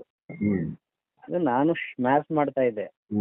ಆಮೇಲೆ ಕಬಡ್ಡಿನಲ್ಲಿ ಕ್ಯಾಚರ್, ಒಳ್ಳೆ ಕ್ಯಾಚರ್ ನಾನು. ಖೋ-ಖೋನಲ್ಲಿ ಚೇಸರು, ಕ್ರಿಕೆಟ್ನಲ್ಲಿ ಫಾಸ್ಟ್ ಬೌಲರು. ಎಲ್ಲ ಗೇಮಲ್ಲೂ ಇದ್ದೆ ನಾವು, ಯಾವ್ದ್ರಲ್ಲಿ ಇಲ್ಲ ಅಂತ ಇಲ್ಲ. ಆಮೇಲೆ ಇಲ್ಲಿ 100 ಮೀಟರ್ ಓಡ್ತಾ ಇರೋವಿ, ಇವಾಗ ವಾರ್ಷಿಕೋತ್ಸವಕ್ಕೆ ಮಾಡ್ತಾರಲ್ಲ ಕಾಲೇಜಿಗೆ, ಇಲ್ಲಿ 100 ಮೀಟರ್ ಓಡ್ತಾ ಇರೋವಿ. ಅಲ್ಲಿ ಚಿತ್ರಗೀತೆ, ಭಾವಗೀತೆ ಸ್ಪರ್ಧೆಗೆ ಕರೀತಾರೆ, ಅನೌನ್ಸ್ ಮಾಡ್ತಿರೋರು. ಇಲ್ಲಿ 100 ಮೀಟರ್ ಫಸ್ಟ್ ಬರೋದು, ಅಲ್ಲಿಂದ ಅಲ್ಲಿಗೆ ಹೋಗ್ಬಿಟ್ಟು ಅಲ್ಲಿ ಹಾಡು ಹೇಳ್ಬಿಟ್ಟು ಅಲ್ಲೂ ಫಸ್ಟ್ ಬಂದ್ಬಿಡೋದು. ತಿರ್ಗಿ ಅಲ್ಲಿಂದ ಬಂದು ವಾಲಿಬಾಲ್, ಕಬಡ್ಡಿ, ಈ ತರ ಎಲ್ಲ ಬಹಳ ಎಂಜಾಯ್ ಮಾಡಿದ್ವಿ ನಾವು ಹೈಸ್ಕೂಲ್ ಮತ್ತೆ ದಿನಗಳನ್ನ, ಕಾಲೇಜ್ ದಿನಗಳನ್ನ ಬಹಳ ಎಂಜಾಯ್ ಮಾಡಿದೆ ನಾನು. GKVK ನಲ್ಲಿ ಖೋ-ಖೋ ಟೀಮಲ್ಲಿ ಇದ್ದೆ ನಾನು ಯೂನಿವರ್ಸಿಟಿನಲ್ಲಿ. ಅಲ್ಲೂ ಕೂಡ ಇದೆಲ್ಲ ಆಯ್ತು, ಅಥ್ಲೆಟಿಕ್ಸ್ ಆಗಿನೂ ಇದು ಮಾಡಿದ್ದೀನಿ. ಬಟ್ GKVK ನಲ್ಲಿ ಇದ್ದಾಗ ಈ ರವೀಂದ್ರ ಕಲಾಕ್ಷೇತ್ರದಲ್ಲಿ ಒಂದು ಬಲಿ ಅಂತ ನಾಟಕ ಮಾಡಿದ್ರು. ಅದರಲ್ಲಿ ನಾನು ಕೂಡ ಪಾತ್ರ ಮಾಡಿದೆ, ಅಂತರ್ ಕಾಲೇಜು ಮಟ್ಟದ ಕಾಂಪಿಟೇಷನ್. ಅದರಲ್ಲಿ ನನಗೆ ಬೆಸ್ಟ್ ಆಕ್ಟರ್ ಇದು ಬಂತು. ಆಮೇಲೆ ಭಿತ್ತಿ ಪತ್ರ ಡಿಸೈನ್ ಮಾಡೋದು, ಈಗ ಪೋಸ್ಟರ್ ಡಿಸೈನ್ ನಾನೇ ಡಿಸೈನ್ ಮಾಡಿದೆ. ಅದು ಬಲಿ ಅನ್ನೋದು ಕಾನ್ಸೆಪ್ಟ್ ಮೇಲೆ ಒಂದು ಡಿಸೈನ್ ಮಾಡಿದ್ದೆ, ಅದಕ್ಕೆ ಫಸ್ಟ್ ಪ್ಲೇಸ್. MC ಆನಂದ್ ಪ್ರಶಸ್ತಿ ಬಂತು ನನಗೆ, ಬೆಸ್ಟ್ ಆಕ್ಟರ್ ಪ್ರಶಸ್ತಿ ಬಂತು. ಅಷ್ಟು ಇದಕ್ಕೆಲ್ಲ ಕಾರಣ ನಮ್ಮ ಬ್ರದರೇ. ಅವರು ಹಾಡುಗಳನ್ನ ಬರೀತಿದ್ರು ನಾಟಕಗಳಿಗೆ, ಅವ್ರು ನೋಡಿ ನಾವು ಹಾಡುಗಳನ್ನ ಬರೆಯಕ್ಕೆ ಶುರು ಮಾಡಿದ್ವಿ ನಾಟಕಗಳಿಗೆ. ಆಮೇಲೆ ಅವ್ರು ಚಿತ್ರ ಬರೆಯೋದು ನೋಡ್ತೀವಿ, ಚಿತ್ರ ಬರೆಯೋಕೆ ಕಲ್ತ್ಕೊಂಡೆ. ಸ್ಪೋರ್ಟ್ಸ್ ಅಲ್ಲಿ ಇದ್ರು, ಸ್ಪೋರ್ಟ್ಸ್ ಅವರೇ ಸ್ಫೂರ್ತಿ ನಮ್ಗೆ. ಆಮೇಲೆ ಈ ಕವನಗಳು ಏನು ಬರೀತಿದ್ವಿ, ಅದು ನಮ್ ಸ್ಫೂರ್ತಿ LC ರಾಜು. ಕವನ ಬರೆಯೋದಕ್ಕೆ ಸ್ಫೂರ್ತಿ ಅವರೇ. ಅವರು ಪ್ರೇಮ ಗೀತೆಗಳನ್ನ ಬಹಳ ಅದ್ಭುತವಾಗಿ ಬರೀತಾ ಇದ್ರು. ಅವ್ರನ್ನೆಲ್ಲ ಓದ್ತಿದ್ವಿ, ಹಾಡನ್ನ ನಮ್ಮ ಅಣ್ಣ ಟ್ಯೂನ್ ಮಾಡ್ತಿದ್ರು. ಇವಾಗ ನನ್ನ ಹಾಡಿರ್ಬೋದು, LC ರಾಜು ಹಾಡಿರ್ಬೋದು, ಪ್ರಾರಂಭದಲ್ಲಿ ನಮ್ಮ ಹನುಮಂತಣ್ಣನೇ ಟ್ಯೂನ್ ಮಾಡ್ತಿದ್ರು. ಅವ್ರ ಹಾರ್ಮೋನಿಯಂ ಹಿಡ್ಕೊಂಡ್ರೆ ಜಸ್ಟ್ ಏನ್ ಗೊತ್ತಾ, ಆರೋಹಣ ಅವರೋಹಣ ಅಷ್ಟೇ ಅವ್ರು ಬರ್ತಿದ್ದು. ಪೂರ್ತಿ ಆ ಕವನನ ಓದ್ತಾನೆ ಇರ್ಲಿಲ್ಲ ಅವರು. ಯಾವ್ದಪ್ಪ ಕವನ ಕೊಡಪ್ಪ ಇಟ್ಕೊಳ್ಳೋರು, ಹಾರ್ಮೋನಿಯಂ ಅಲ್ಲಿ ಇಟ್ಕೊಳ್ಳೋರು, ಅದನ್ನ ಬಾರಿಸಿ ಒಂದ್ ರೌಂಡ್ ಬಾರಿಸಿ ಆಗ್ಲೇ ನನ್ಗೆ ಡೈರೆಕ್ಷನ್ ಕೊಡೋರು. ಈ ತಾಳ ಬಾರಿಸು, ಆದಿ ತಾಳ ಬಾರಿಸು, ಜಗ್ಬೆ ಬಾರಿಸು, ರೂಪಕ ಬಾರಿಸು ಅಂತ ಹೇಳೋರು. ನಾನು ಯಾವಾಗ ಅದನ್ನ ಬಾರಿಸ್ತಿದ್ದೆ, ಅವ್ರ ಹಾಡಕ್ಕೆ ಶುರು ಮಾಡ್ಬಿಡೋರು ಏಕ್ದಮ್. ಹಾಡದ್ಮೇಲೆ ಹಾಡನ್ನ ಇವರು ಮನನ ಮಾಡ್ಕೊಳ್ಳೋರು ಯಾರು, ವಿನಯ್ ಕುಮಾರ್ ಅವರು. ಅವಾಗ ನಮ್ ಟೇಪ್ ರೆಕಾರ್ಡ್ ಇರ್ಲಿಲ್ಲ ನಮ್ಮ ಹತ್ರ. ಯಾವುದೇ ಹಾಡ್ ಟ್ಯೂನ್ ಮಾಡಿದ್ರು ಆ ಹಾಡು ರೆಕಾರ್ಡ್ ಆಗ್ತಿದ್ದು ವಿನಯ್ ಇದರಲ್ಲಿ. ಅವರು ಎಷ್ಟು ಇವಾಗ ಸುಮಾರು 40 ವರ್ಷದಿಂದ ಮಾಡಿದ ಹಾಡುಗಳು ಈಗಲೂ ಆಡ್ತಾರೆ ಅವ್ರು. ಒಂಥರ ಟೇಪ್ ರೆಕಾರ್ಡ್ ಇದ್ದಂಗೆ ಅವರು. ನಮ್ಮಣ್ಣ ಟ್ಯೂನ್ ಮಾಡಿ ಬಿಟ್ಬಿಡೋರು, ಅವ್ರಿಗೆ ಅಲ್ಲಿಗೆ ಮತ್ಬಿಡೋರು ಅವರು. ಬಟ್ ವಿನಯ್ ಕುಮಾರ್ ಇದಾರಲ್ಲ, ಅದನ್ನ ಇಲ್ಲಿವರೆಗೂ ಅದನ್ನ ಇಟ್ಕೊಂಡು ಬಂದಿದ್ದಾರೆ, ಯಥಾವತ್ತಾಗಿ ಆಡ್ತಾರೆ. ಅವ್ರು ಎಂತ ಫಾಸ್ಟ್ ಅಂದ್ರೆ, ಇವಾಗ ನಮ್ಮಣ್ಣ ಟ್ಯೂನ್ ಮಾಡಿದ ಹಾಡುಗಳಿದ್ದಾವಲ್ಲ, ಅದು ಒಂದಕ್ಕೊಂದು ಟ್ಯಾಲಿನೇ ಇಲ್ಲ. ಅಂದ್ರೆ ಏಕತಾನತೆ ಅಂತ ಬರ್ತದೆ ನೋಡ್ರಿ, ಏನ್ ಒಂದೇ ತರಹದ ಹಾಡುಗಳು ಅಂತ ಏನಿಲ್ಲ, ಬೇರೆ ಬೇರೆ ಡಿಫ್ರೆಂಟ್ ಆಗಿ ಟ್ಯೂನ್ ಮಾಡ್ತಿದ್ರು. ಅದೆಲ್ಲಿತ್ತು, ಅವ್ರ ಸಂಗೀತ ಜೂನಿಯರ್ ಗಂಟ ಹೋದ್ರು, ಆಮೇಲೆ ಏನು ಮಾಡಕ್ಕಾಗಲ್ಲ. ಅದೇ ಇದೇ ತರ ಆರ್ಥಿಕ ಪರಿಸ್ಥಿತಿ ಇತ್ತಲ್ಲ, ಜೂನಿಯರ್ ಕೂಡ ಕಂಪ್ಲೀಟ್ ಮಾಡೋಕ್ಕಾಗಲಿಲ್ಲ. ಬಟ್ ಯಾವುದೇ ಹಾಡು ಕೊಟ್ಟರು 5 ನಿಮಿಷಕ್ಕೆ ಟ್ಯೂನ್ ಮಾಡ್ತಾ ಇದ್ರು. ಆಮೇಲೆ ಅವ್ರ ಮುಳ್ಬಾಳ್ಗೆ ಹೋದ್ಮೇಲೆ ಇವ್ರು ಶುರು ಹಚ್ಕೊಂಡ್ರು, ಯಾರು ನಮ್ಮ ವಿನಯ್ ಕುಮಾರ್ ಅವರು. ಅವ್ರು ಹಾಡ್ತಿದ್ದಷ್ಟೇ, ಆಮೇಲೆ ಟ್ಯೂನ್ ಮಾಡಕ್ ಅವ್ರು ಶುರು ಮಾಡ್ಕೊಂಡ್ರು. ಅವ್ರು ಟ್ಯೂನ್ ಮಾಡಕ್ ಶುರು ಮಾಡಿದ್ಮೇಲೆ ನಾನು ಸುಮಾರು ಹಾಡುಗಳನ್ನ ಬರ್ಕೊಟ್ಟೆ, ಅವರು ಟ್ಯೂನ್ ಮಾಡಿದ್ರು. ಈಗಲೂ ಅದನ್ನ ಹಾಡ್ತಾರೆ. ಹೌದು ಹೌದು. ಅಂದ್ರೆ ಪ್ರತಿಯೊಂದಕ್ಕೂನು ಕಲ್ಚರಲ್ ಇರ್ಬೋದು, ಸ್ಪೋರ್ಟ್ಸ್ ಇರ್ಬೋದು, ಒಂದು ಈ ನಾಟಕ ಅದಿರ್ಬೋದು, ಅದಕ್ಕೆಲ್ಲ ಸ್ಫೂರ್ತಿ ನಮ್ಮ ಬ್ರದರೇನೆ. ಒಂದ್ಸರಿ ರಾಮನಗರದಿಂದ ದೊಡ್ಡಬಳ್ಳಾಪುರಕ್ಕೆ ಸ್ಟೇಟ್ ಲೆವೆಲ್ಗೆ ನಾಟಕ ಕಾಂಪಿಟಿಷನ್ಗೆ, ಅಲ್ಲ ಇದು ಕಾಂಪಿಟಿಷನ್ ಮಾಮೂಲಿ ಎಲ್ಲ ಇವೆಂಟ್ಸ್, ಹಾಡುಗಳು, ಸುಗ್ಗಿ ಕುಣಿತ, ಭಜನೆ, ಇವೆಲ್ಲ ಕಾಂಪಿಟೇಷನ್ಗೆ ಹೋಗ್ತಾ ಇದ್ವಿ. ಯಾದವ್ ಅಂತ ಒಬ್ರು ಇದ್ರು, BO ಆಫೀಸಲ್ಲಿ ಇದ್ರು ಅವರು. ಅವರು ಯುವಜನ ಮೇಳಕ್ಕೆ ನಮ್ಮನ್ನೆಲ್ಲ ಸಜ್ಜು ಮಾಡ್ತಿದ್ರು ಅವರು. ಒಂದ್ಸರಿ ಇಲ್ಲಿ ರಾಮನಗರದಲ್ಲಿ ಟ್ರೈನ್ ಹತ್ತಿದ್ವಿ ನಾವು. ಟ್ರೈನ್ ಹತ್ತಿದಾಗ ಅವ್ರು ಯಾದವ್ ಹೇಳ್ತಾರೆ ನಮ್ಮ ಬ್ರದರ್ಗೆ, ಈಗ ಎಲ್ಲಾ ಇವೆಂಟ್ಸ್ ಅಲ್ಲಿ ಇದ್ದೀವಿ ನಾವು, ನಾಟಕದಲ್ಲಿ ನಾವಿಲ್ಲ, ಆ ನಾಟಕದ ಇವೆಂಟ್ ಅಲ್ಲಿ ನಾವ್ ಇಲ್ವಲ್ಲ, ನಾವ್ಯಾಕೆ ಒಂದ್ ನಾಟಕ ಮಾಡಬಾರ್ದು ಅಂತ ಅವ್ರಿಗೆ ನಮ್ಮ ಅಣ್ಣನ್ಗೆ ಹೇಳ್ತಾರೆ. ರಾಮನಗರ ಟ್ರೈನ್ ಅಥವಾ ಟ್ರೈನಲ್ಲಿ ಈಗ ನಾಟಕ ಅಂದ್ರೆ ನಾಟಕದ ಪಾಠ ಬೇಕಲ್ಲ, ಸ್ಕ್ರಿಪ್ಟ್ ಇರ್ಬೇಕಲ್ಲ, ಹೆಂಗ್ ಮಾಡೋದು ನಾವು? ಅವಾಗ ಏನ್ ಮಾಡ್ತಾರೆ ಅಂದ್ರೆ, ರಾಮನಗರದಿಂದ ದೊಡ್ಡಬಳ್ಳಾಪುರ ಬರೋದ್ರೊಳಗಡೆ 8 ದೃಶ್ಯಗಳ ಒಂದು ನಾಟಕನ ಅವರು ಬರೆದು ಮುಗಿಸ್ತಾರೆ. ರಂಗಾದ ಮುನಿ ಅಂತ ಆ ನಾಟಕದ ಹೆಸರು. ಅದು ಯೂಶಲಿ ನಮ್ಮ ನಾಟಕಗಳೆಲ್ಲ ಶ್ರೀರಂಗ ಹಾಸ್ಯ ಪಾತ್ರ ಮಾಡ್ತಿದ್ರು. ಚೆನ್ನಾಗ್ ಮಾಡ್ತಾರೆ ಹಾಸ್ಯ ಪಾತ್ರ, ಬಟ್ ಅವ್ರಿಗೆ ಪ್ರಾಕ್ಟೀಸ್ ಬಹಳ ಬೇಕಾಗಿತ್ತು. ತಿಂಗಳಾರ್ಗಟ್ಲೆ ಪ್ರಾಕ್ಟೀಸ್ ಬೇಕಾಗಿತ್ತು ಅವ್ರಿಗೆ. ಹಾಗಾದಾಗ ಮಾತ್ರ ಚೆನ್ನಾಗ್ ಮಾಡ್ತಿದ್ರು ಅವರು. ಈಗ ನಾವು ಒಂದೇ ದಿನ ನಮ್ಗಿರೋದು, ಇಲ್ಲಿಂದ ಅಲ್ಲಿವರೆಗೂ ಹೋಗಿ ಅಲ್ಲಿ ದೊಡ್ಡಬಳ್ಳಾಪುರಕ್ಕೆ ಹೋದ ತಕ್ಷಣ ಅದು ನಾಟಕ ಕಂಪ್ಲೀಟ್ ಆಗಿದೆ. ಅವತ್ತು ಆ ಒಂದ್ ನೈಟ್ ಅಲ್ಲಿ ನಾವು ಪ್ರಾಕ್ಟೀಸ್ ಮಾಡ್ಬೇಕು, ವೆರಿ ನೆಕ್ಸ್ಟ್ ಡೇ ನಾವು ಶೋ ಮಾಡ್ಬೇಕು. ಆವಾಗ ನಾನು ಹಾಸ್ಯ ಪಾತ್ರಕ್ಕೆ ನನ್ನನ್ನ ನಾಮಿನೇಟ್ ಮಾಡ್ತಾರೆ ನಮ್ಮ ಅಣ್ಣ. ನಾಮಿನೇಟ್ ಮಾಡಿದಾಗ ಅವರು ಸಾವುಕರನ್ ಪಾತ್ರ ಮಾಡ್ತಾರೆ, ಅವ್ರ ಗುಮ್ಮಾಸನ್ ಪಾತ್ರ ನಾನ್ ಮಾಡ್ತೀನಿ. ಆ ವೆರಿ ನೆಕ್ಸ್ಟ್ ಡೇ ಮಾಡಿದ ನಾಟಕ ಸಕ್ಸಸ್ ಆಗಿ ಅದಕ್ಕೆ ಫಸ್ಟ್ ಪ್ರೈಸ್ ಬರುತ್ತೆ. ನಾವು ಅಲ್ಲಿ ಎಲ್ಲ ನಮ್ಮ ಆಕ್ಟಿಂಗ್ ನ ಹೊಗಳಿದ್ದು. ಸುಮಾರು 4-5 ಡಿಸ್ಟಿಕ್ ಇಂದ ಬಂದಿದ್ದಂತ ಇವರು ತುಂಬಾ ಚೆನ್ನಾಗ್ ಮಾಡಿದ್ರಿ ಅನ್ನೋ ಒಂದು ಮಾತು ಹೇಳೋದಲ್ದೆ ಅಲ್ಲಿ ನಮ್ಗೆ ಪ್ರಶಸ್ತಿ ಇರ್ತದೆ. ಒಂದೇ ದಿನದಲ್ಲಿ ಆ ನಾಟಕ ಬರ್ದಿದ್ದವ್ರು. ರಂಗಾನಂದನಿ ಅಂದ್ರೆ ಏನಿಲ್ಲ, ಈಗ ಶೋಷಣೆ ಮಾಡ್ತಾರಲ್ಲ ದುಡ್ಡಿರೋರು, ಅವ್ರ ವಿರುದ್ಧ ಅವನು ಸಿಡ್ದಿರ್ತಾನೆ. ಆ ಒಂದು ಥೀಮ್ ಇಟ್ಕೊಂಡು ಅವರು ನಾಟಕನ ಬರ್ದಿದ್ರು. ಅದು ಫಸ್ಟ್ ಪ್ಲೇಸ್ ಬಂತು ನಮ್ಗೆ. ಆಮೇಲೆ ಇನ್ನೊಂದ್ಸರಿ ಏನಾಯ್ತು ಅಂದ್ರೆ, ಕುಡಿತದ ಸಹವಾಸ ಅಂತ ಇವರೇ ಬರ್ದಿದ್ ನಾಟಕ, ಮೊದಲನೇ ನಾಟಕ. ಅದನ್ನ ಮತ್ತೆ ಪ್ರಯೋಗ ಮಾಡೋದಕ್ಕೆ ಇಲ್ಲಿ ಟೋಕನ್ ಮಾಲ ಒಂದು ಟ್ಯಾಂಕ್ ಇತ್ತು ಅವಾಗ, ನೀರಿನ ಟ್ಯಾಂಕ್, ಅಲ್ಲಿ ಮಾಡ್ತಾ ಇದೀವಿ ನಾವು ಯೂಸಲಿ. ಆ ಪಾತ್ರ ಕುಡುಕನ್ ಪಾತ್ರ ಮಾಡೋದಕ್ಕೆ ಅಲ್ಲಿ RS ದಾಸ್ ಅಂತ ಇದ್ರು ಅವ್ರು, ಕ್ರಿಶ್ಚಿಯನ್ಸ್, ಅವರು ಕಲಾವಿದರೆ. ಆ ಪಾತ್ರ ಮಾಡ್ಬೇಕು ಅಂತ ಯಾಕಂದ್ರೆ ಬಹಳ ಆಸೆ. ಅದು ಏನ್ ಮಾಡೋದು, ಅರ್ಧ ಖರ್ಚು ನಾನೇ ಕೊಡ್ತೀನಿ, ನಾನು ಆ ಪಾತ್ರ ಮಾಡ್ಬೇಕು ಅಂತ ಅವನು ನಮ್ಮ ಅಣ್ಣನಿಗೆ ಡಂಬಲ್ ಬೀಳ್ತಾನೆ. ಅದ್ ಪ್ರಾಕ್ಟೀಸು 1 ತಿಂಗಳು 1.5 ತಿಂಗಳು ಪ್ರಾಕ್ಟೀಸ್ ಆಗುತ್ತೆ. ಅದು ಪ್ರತಿ ವಾರ ನಮ್ಮ ಅಣ್ಣ ಮುಳಬಾಗಿಲಿಂದ ಬಂದು ಅವ್ರಿಗೆಲ್ಲ ಪ್ರಾಕ್ಟೀಸ್ ಕೊಡ್ತಾರೆ. ಬಟ್ ನಾನು GKV ಓದ್ತಾ ಇದ್ದೆ ಅವಾಗ. ನಾನು ಲಭ್ಯ ಇರ್ಲಿಲ್ಲ ನಾಟಕದಲ್ಲಿ ಪಾತ್ರ ಮಾಡಕ್ಕೆ, ಯಾವ ಪಾತ್ರ ನಾನು ಇರ್ಲಿಲ್ಲ. ಏನಾಗಬೇಕು ಇವಾಗ, ಒಂದು 2 ದಿನ ಇದೆ ನಾಟಕ ಅನ್ನೋಂಗೆ RS ದಾಸ್ ಅಂತ ಇದಾರಲ್ಲ, ಅದು ಕುಡ್ತಿನ ಪಾತ್ರ ಮಾಡ್ಬೇಕು ಅಂತ ಆಸೆ ಇಟ್ಕೊಂಡಿರ್ತಾರಲ್ಲ, ಅವರು ರಕ್ತ ವಾಮಿಟ್ ಮಾಡ್ತಾರೆ. ಬ್ಲಡ್ ವಾಮಿಟ್ ಮಾಡಿ ಬೆಂಗಳೂರು ಆಸ್ಪತ್ರೆಯಲ್ಲಿ ಅವ್ರು ಅಡ್ಮಿಟ್ ಆಗ್ತಾರೆ. ಇರೋದೇ 2 ದಿನ. ಎಲ್ಲ ಬುಕ್ ಆಗ್ಬಿಟ್ಟಿದೆ, ಲೇಡೀಸ್ ಬುಕ್ ಆಗ್ಬಿಟ್ಟಿದೆ, ಸೀನರಿ ಬುಕ್ ಆಗ್ಬಿಟ್ಟಿದೆ, ಎಲ್ಲ ಅರೇಂಜ್ ಆಗ್ಬಿಟ್ಟಿದೆ. ನಾಟಕ ಮಾಡ್ಬೇಕು, ಹೆಂಗ್ ಮಾಡ್ಬೇಕು? ಅವರೆಲ್ಲ ಏನ್ ಮಾಡಿದ್ರು ಅವಾಗ, ಇಲ್ಲ ನೀವೇ ಮಾಡಿ ಅಂತ ನಮ್ಮ ಹನುಮಂತಣ್ಣವ್ರಿಗೆ ಇದ್ ಮಾಡಿದ್ರು. ಹನುಮಂತಣ್ಣ ಬರೀ ಪಾತ್ರ ಆಗಿದ್ರೆ ಮಾಡ್ಬಿಡೋರು, ಬಟ್ ಅವ್ರ ಮ್ಯೂಸಿಕ್ ಬರ್ಸ್ಬೇಕು, ಸೀನ್ ನ ಕಂಪೋಸ್ ಮಾಡ್ಬೇಕು, ಆಮೇಲೆ ಹಿನ್ನೆಲೆ ಹಾಡಾಡ್ಬೇಕು, ಮೇಕಪ್ ಮಾಡ್ಬೇಕು, ಇಷ್ಟು ಕೆಲಸ ಯಪ್ಪ ಒಬ್ರೇ ಮಾಡ್ಬೇಕು. ಇದೆಲ್ಲ ಮಾಡ್ಕೊಂಡು ನಾನು ಹೆಂಗ್ ಮಾಡ್ಲಿ, ನನ್ನ ಕೈಯಲ್ಲಿ ಆಗುತ್ತಾ ಅಂತ ಯೋಚನೆ ಮಾಡಿ ಕೊನೆಗೆ ನನಗೆ ಟೆಲಿಗ್ರಾಮ್ ಕೊಡ್ತಾರೆ. GKV ಓದ್ತಾ ಇದ್ನಲ್ಲ ನಾನು, ಅದು ಬುಧವಾರ ನಾಟಕ ಇತ್ತು, ನನಗೆ ಸೋಮವಾರ ಟೆಲಿಗ್ರಾಮ್ ಬರುತ್ತೆ. ನಾನು ಮಂಗಳವಾರ ಬರ್ತೀನಿ. ಮಂಗಳವಾರ ಬಂದಾಗ ಒಬ್ರು ಲೇಡಿ ಆರ್ಟಿಸ್ಟ್ ಮಂಡ್ಯದಿಂದ ಬೆಳಿಗ್ಗೆನೆ ಕರ್ಸ್ಬಿಟ್ಟಿದ್ರು, ಯಾಕೆ ನಮ್ಗೆ ಪ್ರಾಕ್ಟೀಸ್ ಬೇಕಲ್ಲ. ಅವ್ರ ಜೊತೆ ಮಾಡಿದ್ರು ಫುಲ್ ಪ್ರಾಕ್ಟೀಸ್ ಅಂತ ಬಂದು ಮಾಡ್ತಾರೆ. ಹ್ಮ್ ದಾಸ್ ಜೊತೆ ಆ ಅಮ್ಮ ಮಾಡ್ಕೊಂಡು ಹೋಗಿದ್ರು. ಹ್ಮ್ ಬಟ್ ದಾಸ್ ಹಿಂಗಾಯ್ತು ಅಂತ ಹೇಳಿ ಒಂದಿನ ಬೇಗ ಬನ್ನಿ ಅಂತ ಬೇಗ ಬರ್ತಾರೆ ಅವರು. ಹ್ಮ್ ನಾನು ಅಲ್ಲಿಂದ ಜಿ ಕವಿತೆಯಿಂದ ಬಂದು ಹ್ಮ್ ಪ್ರಾಕ್ಟೀಸ್ಗೆ ಹೋಗ್ತೀನಿ. ನಾನು ಪ್ರಾಕ್ಟೀಸ್ ಹೋದಾಗ ಆ ಅಮ್ಮ ನನ್ನ ಜೊತೆ ಪಾತ್ರ ಮಾಡೋಕ್ಕೆ ಹಿಂಜರಿತಾಳೆ. ನಾನು ಮಾಡಲ್ಲ ಅವ್ರ ಜೊತೆ, ಅವ್ರೇನು ಇಷ್ಟೇ ತಪ್ಪ ಹಿಂಗೆ ಸಣ್ಣಕ್ಲಾಗಿದ್ದಾರೆ, ಹ್ಮ್ ಇಲ್ಲ ನಾನು ಮಾಡಲ್ಲ ಅಂತ ಅಮ್ಮ ಕಲಾಕಲಿತವಾಗಿ ಹೇಳ್ಬಿಡ್ತಾಳೆ. ನಮ್ಮಣ್ಣ ಅವಾಗ ಅವ್ರು ಕನ್ವಿನ್ಸ್ ಮಾಡಿ, ನೋಡಮ್ಮ ಅದು ಹೇಳಿ ಕೇಳಿ ಕುಡ್ಕೊಂಡ್ ಪಾತ್ರ, ಹ್ಮ್ ಕುಡ್ದು ಹಂಗೆ ಆಗಿದ್ದಾನೆ, ಹ್ಮ್ ನಿಮ್ಗೇನು ಬೇಕಾಗಿರೋದು ನಿಮ್ಗೆ ದುಡ್ಡಲ್ವಾ, ನಾವು ದುಡ್ಡು ಕೊಡ್ತೀವಿ, ನೀವೇನು ಕೇಳಿದ್ರಿ ಅದಕ್ಕೆ ಸ್ವಲ್ಪ ಜಾಸ್ತಿನೇ ಕೊಡ್ತೀವಿ, ಹ್ಮ್ ಇದು ಮಾನ ಮರ್ಯಾದೆ ಪ್ರಶ್ನೆ, ಹ್ಮ್ ನೀವು ಮಾಡಿ ಹ್ಮ್ ಅವ್ನು ಮಾಡ್ತಾನೆ ಹ್ಮ್ ಅಂತ ಹೇಳಿ ಆ ಅಮ್ಮನ ಕನ್ವಿನ್ಸ್ ಮಾಡಿ. ಪ್ರಾಕ್ಟೀಸಲ್ಲೂ ನಾನೇನು ಅಷ್ಟೊಂದು ಇನ್ವಾಲ್ವ್ ಆಗಕ್ಕೆ ಆಗಲಿಲ್ಲ. ಹ್ಮ್ ಡೈಲಾಗ್ ನಾವು ಓದ್ಬೇಕಲ್ಲ, ಹೌದು ಅದನ್ನ ನೈಟ್ ನಾಟಕ ಮಾಡ್ಬೇಕಲ್ಲ, ನಾನು ಆ ಡೈಲಾಗ್ ನೋಡ್ಕೊಂಡು ಅದೇನು ಅಷ್ಟು ಇನ್ವಾಲ್ವ್ ಆಗಕ್ಕೆ ಆಗಲಿಲ್ಲ ನನಗೆ.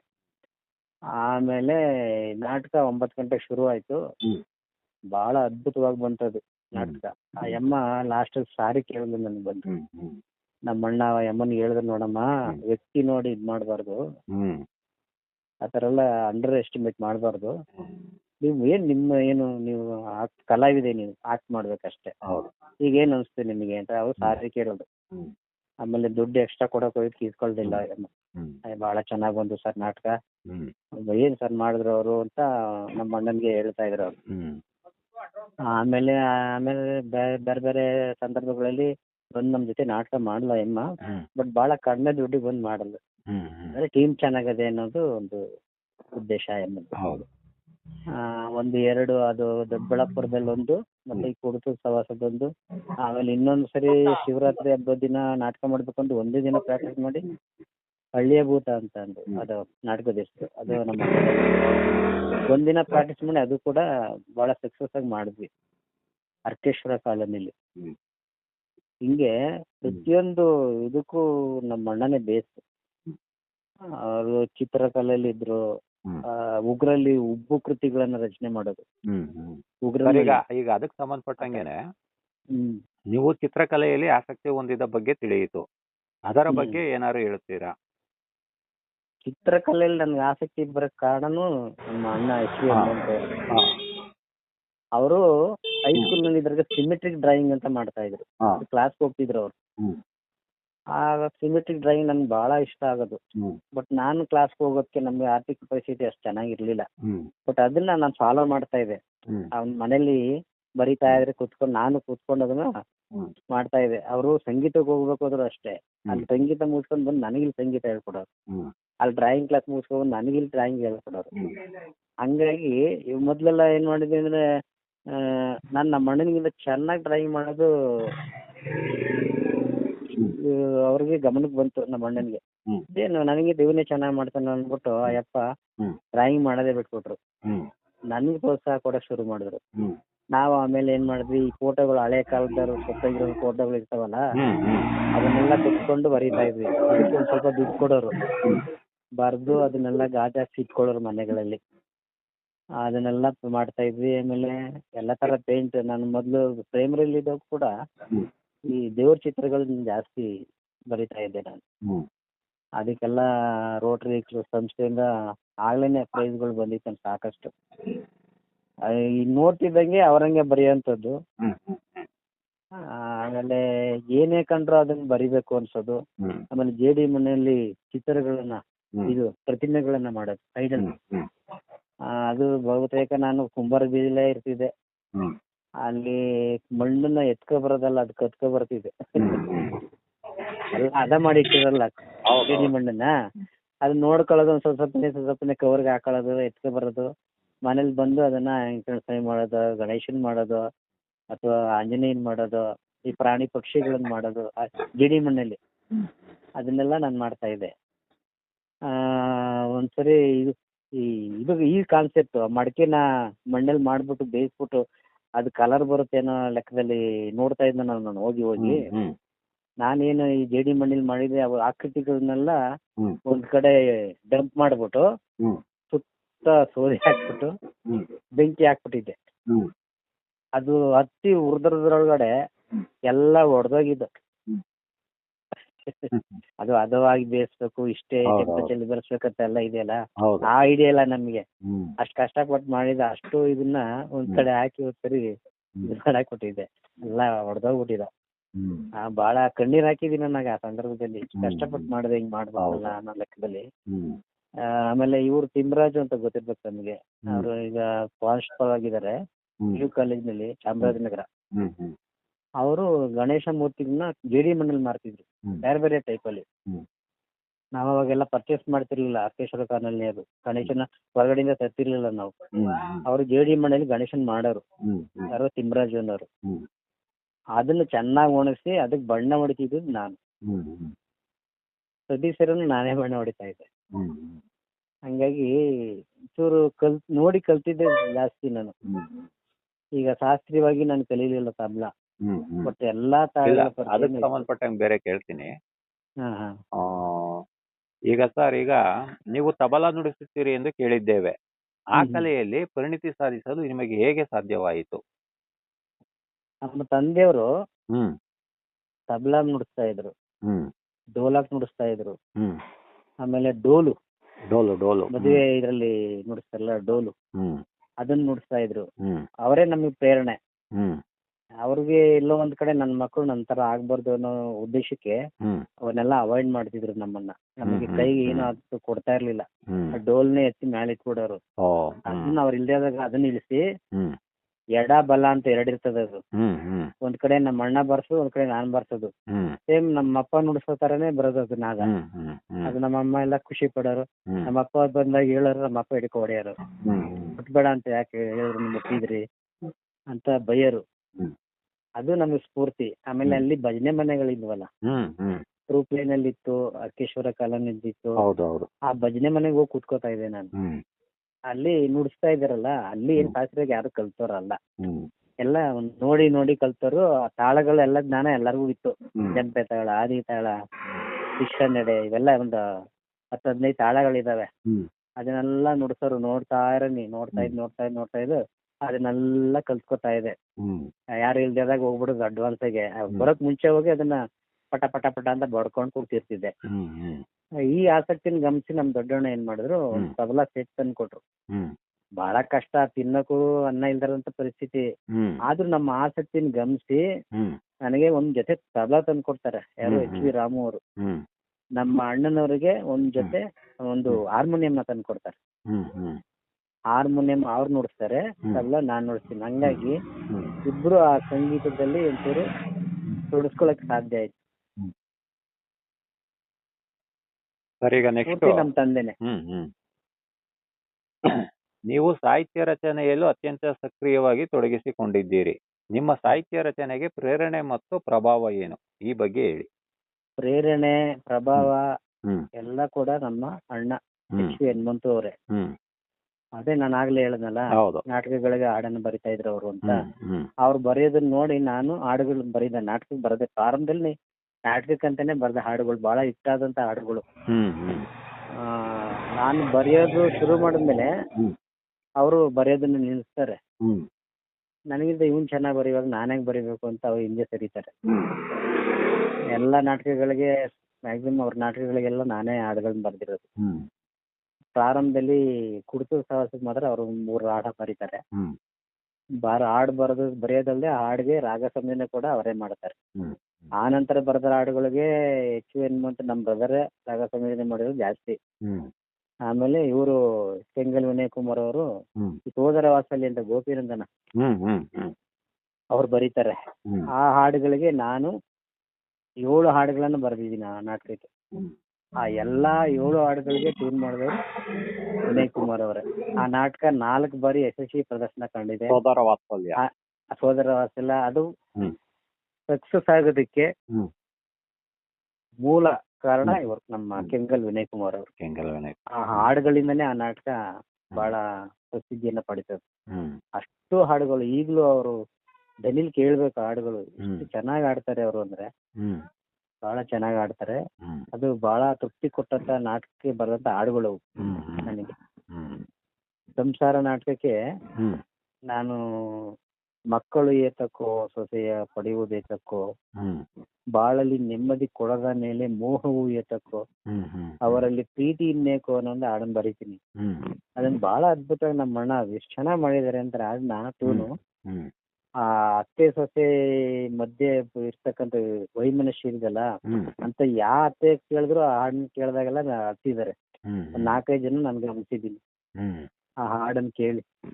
ಅಷ್ಟು ಚೆನ್ನಾಗಿ ಟ್ಯೂನ್ ಮಾಡಿದ್ರು ನಮ್ಮ ಅಣ್ಣ. ಅದು ಆನಂತರ ನಾನು ಈ ಭಾವಗೀತೆಗಳನ್ನ ಬರೆಯೋದಕ್ಕೆ ಪ್ರೇರಣೆ ಡಾಕ್ಟರ್ ಎಲ್ ಸಿ ರಾಜು. ಅದೇ ನಾನು ಆಗ್ಲೇ ಹೇಳಿದಲ್ಲ, ಅವರು ಪ್ರೇಮ ಗೀತೆಗಳನ್ನ ಜಾಸ್ತಿ ಬರೀತಾ ಇದ್ರು ಅವರು. ಆ ನಂತರ ಬಂಡಾಯದ ರೂಪದಲ್ಲಿ ಬರೆಯಕ್ ಶುರು ಮಾಡಿದ್ರು. ಅದರಿಂದ ಸ್ವಲ್ಪ ಪ್ರಭಾವ ಬೀರುತ್ತು ನನಗೆ. ಬರೀ ನಾಟಕಕ್ಕಷ್ಟೇ ಬರಿತಿದ್ದನು, ನಾನು ಯಾಕೆ ಬರೀಬಾರ್ದು ಅಂತ ಬರದೆ ಸ್ವಲ್ಪ ಮಟ್ಟಿಗೆ ಸಕ್ಸಸ್ ಆದೆ ಅದರಲ್ಲಿ. ಅದಕ್ಕೆ ಸ್ಫೂರ್ತಿ ಡಾಕ್ಟರ್ ಎಲ್ ಸಿ ರಾಜು ಅವರು. ಓಕೆ. ಆಮೇಲೆ ಸರ್, ರಂಗಭೂಮಿಯಲ್ಲಿ ನೀವು ತುಂಬಾ ಆಸಕ್ತಿ ಹೊಂದಿದ್ದವರು, ಈಗಲೂ ನೀವು ಆಸಕ್ತಿ ಕಳೆದುಕೊಂಡಿಲ್ಲ. ನಿಮ್ಮ ರಂಗಭೂಮಿಯ ಪಯಣದ ಬಗ್ಗೆ ಹೇಳಿ. ರಂಗಭೂಮಿ ಪ್ರವೇಶ ಮಾಡಿದ ಕಾರಣ ನಮ್ಮ ಎಚ್ ವಿ ಹನುಮಂತ ಅವರೇ. ಅವರ ನಿರ್ದೇಶನದಲ್ಲಿ ಒಂದೇ ಒಂದು ಬಾರಿ ನಾನಾಗ್ಲೇ ಹೇಳಿದೆ ದೊಡ್ಡಬಳ್ಳಾಪುರದಲ್ಲಿ ಪಾತ್ರ ಮಾಡಿದ್ದಷ್ಟೇ. ಅವರು ಮುಳುಬಾಲು ಹೋದ ನಂತರ ಅವರ ಜವಾಬ್ದಾರಿ ಪೂರ್ತಿ ನಾನ್ ತಗೊಂಡೆ.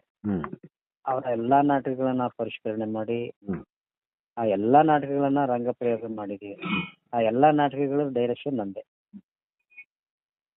ಸುಮಾರು ಜನ ಹೊಸಬರಿಗೆ ಒಂದು ವೇದಿಕೆಯನ್ನ ಕಲ್ಪಿಸ್ಕೊಟ್ಟಿದೀವಿ ನಾವು. ಈಗ ನನ್ನ ಕೈಲಿ ಏನು ಮಾಡಕ್ಕಾಗಲ್ಲ ಅಂತ ಅವನು ಕೈ ಎತ್ತಿದ್ರು ಸಹ ಬೇರೆ ರೀತಿಲಿ ಆಕ್ಟಿಂಗ್ ಹೇಳ್ಕೊಡೋದು. ಈಗ ಈ ತರ ಹೇಳ್ಕೊಡ್ತೀನಿ, ಅವ್ನು ಮಾಡಕ್ಕಾಗಲ್ಲ, ಇನ್ನೊಂದ್ ತರ ಹೇಳ್ಕೊಡೋದು. ಇವಾಗ ನಾನ್ ಅಭಿನಯ ಮಾಡೋದನ್ನ ನೋಡಿನೇ ಅವ್ರಿಗೆ ಇನ್ಸ್ಪೈರ್ ಆಗ್ಬಿಟ್ಟಿದ್ರು ಎಷ್ಟೋ ಜನ. ಇವಾಗ ಕುಡ್ಕುಂದಿರ್ಬೋದು, ಸೇಟುದಿರ್ಬೋದು, ಆ ಪಾತ್ರ ನಾನ್ ಮಾಡಿದಾಗ ನಿಂತ್ಕೊಂಡ್ ನೋಡೋದೇ ಜಾಸ್ತಿ. ಬಹಳ ಇಷ್ಟ ಆಗ್ಬಿಡುತ್ತೆ. ನಾನ್ ನೋಡೋದು, ನನ್ ಪಾತ್ರ ಅಭಿನಯ ನೋಡಿನೇ ನಾನೊಂದ್ ಪಾತ್ರ ಮಾಡ್ಬೇಕು, ನಾನು ನಿಮ್ ಜೊತೆ ಮಾಡ್ತೀನಿ ಅಂತ ಬಂದವ್ರು ಬಹಳಷ್ಟು ಜನ. ಅದಕ್ಕೆ ಬೇಸಿಕ್ ನಮ್ಮ ಅಣ್ಣನೇ, ನಮ್ಮ ಹನುಮಂತಣ್ಣನೇ.